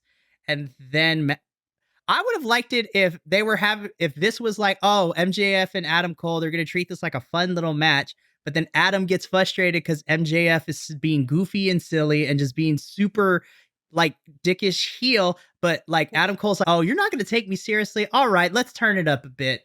And then they started down that road too with the dueling eye pokes. I was actually into that when they started. Oh, you're going to go that far? I'm going to go that far. But then that was a nice start. But Yeah. Adam just continued to be heel, and MJF didn't really meet or exceed. Like there was no escalation. And I'm just like, MJF is just getting thrown around the ring. And I'm like, this is not the Maxwell Jacob Friedman I know to be. Yes, he's a chicken shit heel sometimes, but I know that when he wants to, he can fight. And the first half of this match was just really weird. And then when we got the restart, everything after that was probably my favorite part, but that's because everything escalated and it was just goofy and silly, but both of them were doing anything and everything to try to win. Like the hot potato with the chair spot was hilarious. And Max breaking the fourth wall, just putting it on his head, looking at the camera and going, on the floor. Sorry to interrupt, guys. I gotta go take care of the baby. Go take care of the baby, sir. The wife is telling me she's got to use the bathroom, and she thinks that she's gonna wake up the whole house. So sorry. Apologize for that. It's okay. No worries. We really appreciate all of your insight on this. Honestly, we really do. And thank you for taking your time with us, because it's good to have not only the outside perspective, but also just the insider's view. So you are amazing. And thank you for being here. Thank you so much for having me. Hopefully I can plan it this way so I can join you guys for Payback, if that's okay. We got Payback and All Out. So if you want to pick one, you can. If you want to do both and you have the time, I'm not going to complain either. All right. Sounds good, guys. Thank you so much. Bye, sir. Bye-bye. Okay. And then there were two plus Will, who's here with us. He was just listening in. But the OG crew is back together once again. But man, Mikey. Oh my God. Bryce Remsburg, by the way, amazing Canadian Destroyer. Like, yes. Good job on that. Like that part popped me so hard. And again, the internet wrestling community can be a fickle bunch of people. I'm looking through everyone's faces. Okay. And I don't mean to be that person. Listen, I love the Wrestle Talk boys. I love the What Culture boys, the Cultaholic boys. I love all the people that we talk about off camera and things like that. I'm looking at their takes. I'm like, did we watch the same match, you guys? Like this? I'm like, okay. And I'm like, this is like everybody's response to this match. I'm like, this is some Dave Meltzer ass type shit. I'm like, did we watch the same thing, you guys? I'm like, some of it was good, but like, this could have been better. Like, how are we not talking about this? I think that's what baffles me about this, is because everybody, and I'm not trying to be a hater to be the hater for reasons, but I'm just like, this match, while it was still continuing to develop, the story beats were okay at best. The wrestling is not where I wanted it to be. Their initial match that they had to kickstart this whole entire feud was better to me. So, Mikey, I'm going to give every one of them grace, because, again, all of our favorite wrestling presenters are all in the country where this was happening that doesn't get these type of events. I know. And being at a live event, being there for the event itself, except if it's WrestleMania, like 32 or 36, whichever the one was super terrible, you get tinged. And I give this credit. I'm so happy London got an event this big and got the push that it did, and it deserves it in all respects. The UK in general and Europe in general deserves to get these, as well as everywhere else around the world. That's what's tinging it. I have to take that with a grain of salt and go, they were there. They got to experience something that we are spoiled on here because it goes town to town. And so it's going to be a better event for them than someone would look at there. And that's basically what we have to look at it as. This last match did not cap the night off as well as it could have. And I think it suffered a lot from just a haze over the storytelling, because AEW didn't know what to do with this. They were not prepared to have to continue this type of thing. They thought, oh, it'd be a fun little joke, stick that together. Maybe it'll be a storyline, maybe it won't. And that's how we get Adam Cole on this. And no, it's become so goddamn popular that they can't just do the straight line storyline of Adam Cole turns on him or whatever else it is. this is going to have to be going on farther. And now that they're tag champs, especially, so they've not booked themselves into a corner, but it's the spoiled for choice. It's a sandbox and they don't know where to go next. And this match just includes all that for me. Yeah, I can see your point, and you're right. I want to be fair to the crowd because big wrestling events like this don't come to the UK that often, especially with big promotions like WWE, AEW, because we're spoiled here in America because they're always traveling around to our areas ever so often. And I give that a little bit of credit. But I will also say too, I this is hard for me to say it. I don't want to sound like I'm being a dick when I say this, but Say it. as much I give that a little bit, and I totally get that, and I understand that. But objectively speaking, because even we, though we are a small entity trying to grow, I try to want to be objective, and I might be biased to certain wrestlers and certain match stipulations, but I always do my best to be as objective as possible. Objectively speaking, this was We not. are Ring of Honor shills, by the way. We are Ring of Honor shills. That's very true. But even then, we'll critique Ring of Honor because we have problems sometimes week to week from what's happening down there. Even though we love the promotion so much, objectively speaking, I know Adam Cole and MJF are capable of more, and we didn't get to see much of this here. Like, we got small bits and pieces, but this wasn't the match that I was expecting to get, and I think that's my biggest disappointment with this match. I was expecting like an escalation of them trying to outdo each other and trying to do it. From a storytelling perspective, I can see why a lot of people would like it, but even for me, I'm just like the story beats don't really hit that hard like most people are thinking of. And I don't know. I guess it's just a personal thing, but I was really underwhelmed and disappointed with this match because I wanted a wrestling match, and I didn't get to see the full capability of both of the talents in there because AEW doesn't know how to pull the trigger or what kind of trigger they want to pull. And of course, now that organically the fan base has come to love this odd couple tag team, it's obviously going to hurt when the trigger gets pulled when they have to split apart. But I'm starting to get worried, and I can start to see it. I'm like, they're going to start writing themselves in a corner eventually because you can't keep this up for long. Because if it goes on for too long, then you run into the bloodline situation where you write yourselves into multiple corners. Like, everybody gets eaten on the roster in this story that you're telling. If you don't listen, and I'm a unapologetically NXT shill, if you want them to break up, it doesn't always have to be somebody turning on somebody. Like, literally, Trick Williams and Carmelo Hayes did this a couple weeks ago on NXT where they split apart amicably because Trick wants to prove to everybody in the NXT universe that he's not just Carmelo's sidekick and he can hold his own.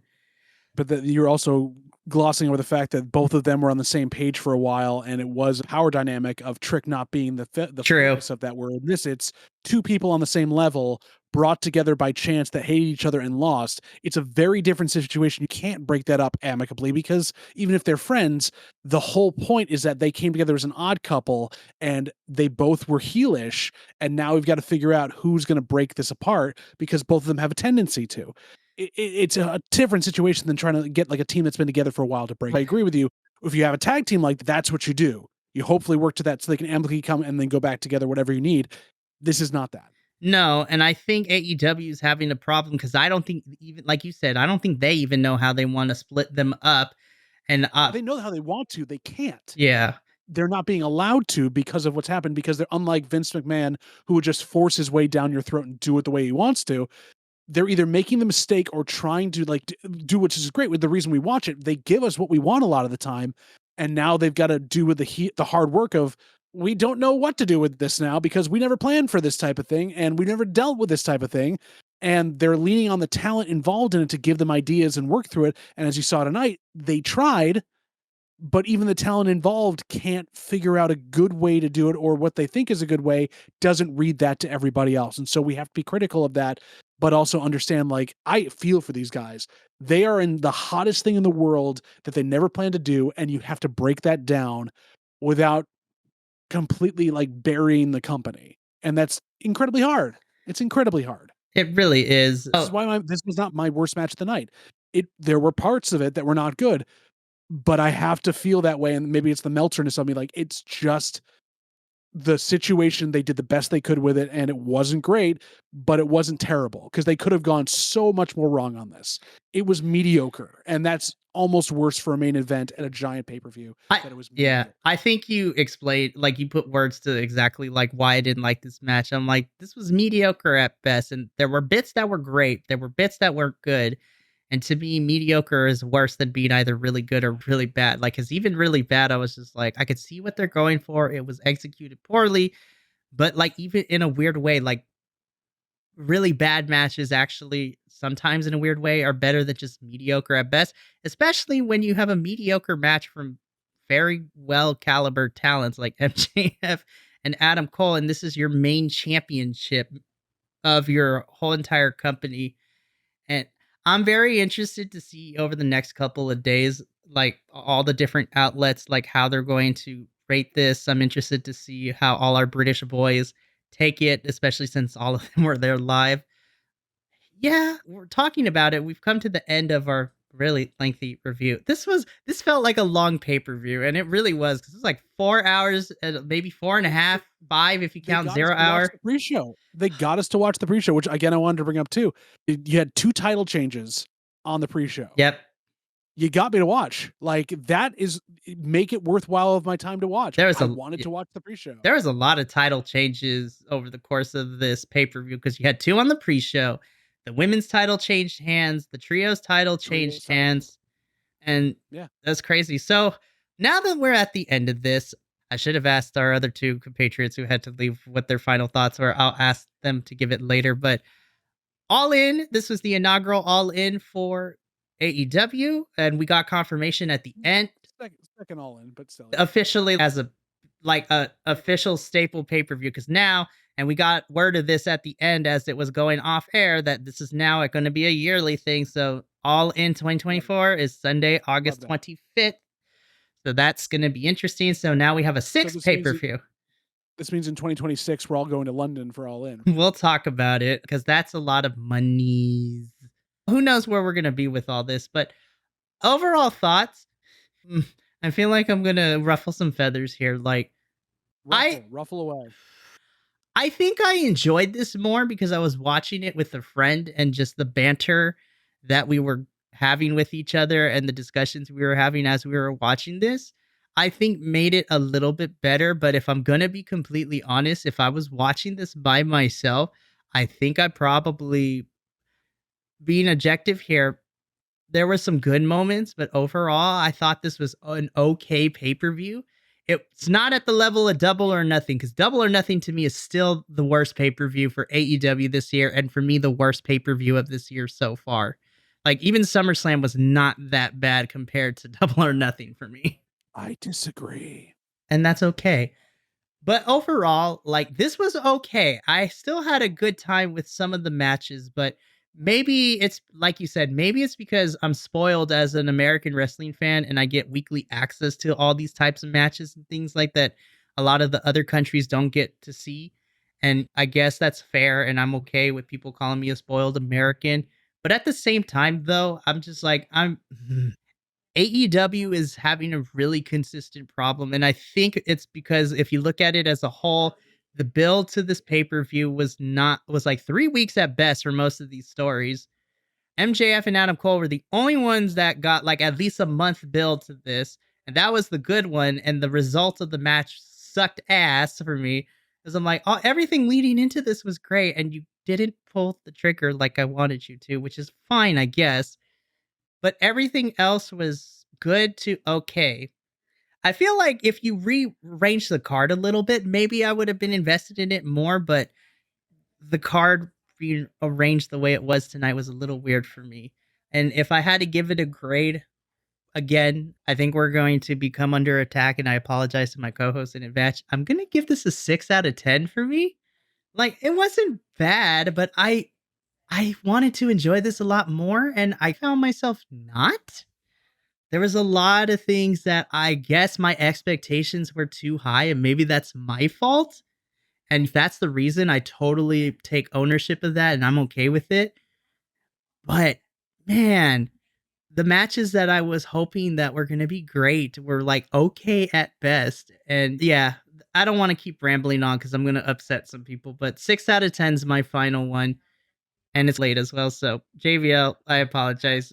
Final thoughts and grade. Oh, Mikey's going to talk for another hour just about his ratings. It's going to be right there where it is. But I did not react as poorly as you did to this thing. And it's partially the spectacle of being at Wembley. It's partially this. By the way, sign of the night for me, and I didn't say this earlier, Bluey Combat Club. Yes. That was ridiculous. With all the Bluey characters was amazing. So good. But I will give this pay-per-view, I would have given it 8 minis out of 10 because it wasn't spectacular, but it wasn't terrible. And it was, I think, a little better than mediocre for certain reasons that I believe. But again, one women's match placed in a weird part in the card and also not booked very well. So that takes off 1 full mini. We get a 7 minis out of 10 for this pay-per-view. Yeah. I still had fun, but that's because I was watching it with a friend. I don't think I would have had as much fun if I was watching it by myself. Wrestling's not as much fun unless you're watching it with a friend anyways. You try to watch it with each other. Yeah, it's fine. It's great. Now, is that right, Will? What did you think, Will? You still... Oh my goodness. We'll talk to him after we get off air. But this was a long review. I appreciate it. We'll take that again, Mikey. Just do it again. Nope, we're going to keep this in. But that is going to be the end of our AEW. No, just start it again, Mike. Do it again, Mikey. All in 2023. Overall, as much of bitching and complaining as I did, I had a good time watching it with my friend, and I wanted it to be better. And I think it would be okay given the fact that, but oh no, wait, we have another AEW paper next week. I'm so scared. What is good? Oh man, we're just gonna have to wait and have cautiously be optimistic as we get into Dynamite, Rampage, and Collision this week because, child, it is about. And then we have Payback too. Gosh dang it. Payback hasn't really been built anyways. But that has been our review for AEW All In Wembley. Mikey, thank you for having us all on board here. Any final thoughts on your end on All In or anything else? Honestly, do yourself a favor. Even though I bagged on this pay-per-view, I do recommend you go watching it because there were some stellar stuff. I thought the women's match, even though it was the only one, honestly, was a breath of fresh air. Joe versus Punk was entertaining as all hell. The car crash that was the Stampede. That and the Hung Lovers versus Bullet Club Globe and Takeshita was actually pretty decent. I do recommend it because AEW is at least trying to expand and they're doing new things, and I do give them credit for it. I just don't want them waiting 3 weeks to build to said shows. Yeah. But we'll be back next week with a double review with WWE's Payback, but more importantly, All Out. I'm so worried for that pay-per-view. We'll see what happens. We'll see. But if you like all the stuff we do, make sure that you hit that subscribe button, hit the bell notification, follow us at BC WrestlePod across all of the social medias, have conversations with us, whether you agree or disagree with us, because we want to hear from you. We love having you be a part of our Biconic family just as much as we love being a part of it. So until the next review, remember, take care of yourself, love one another, and until next time, adios, sayonara, and thanks for watching.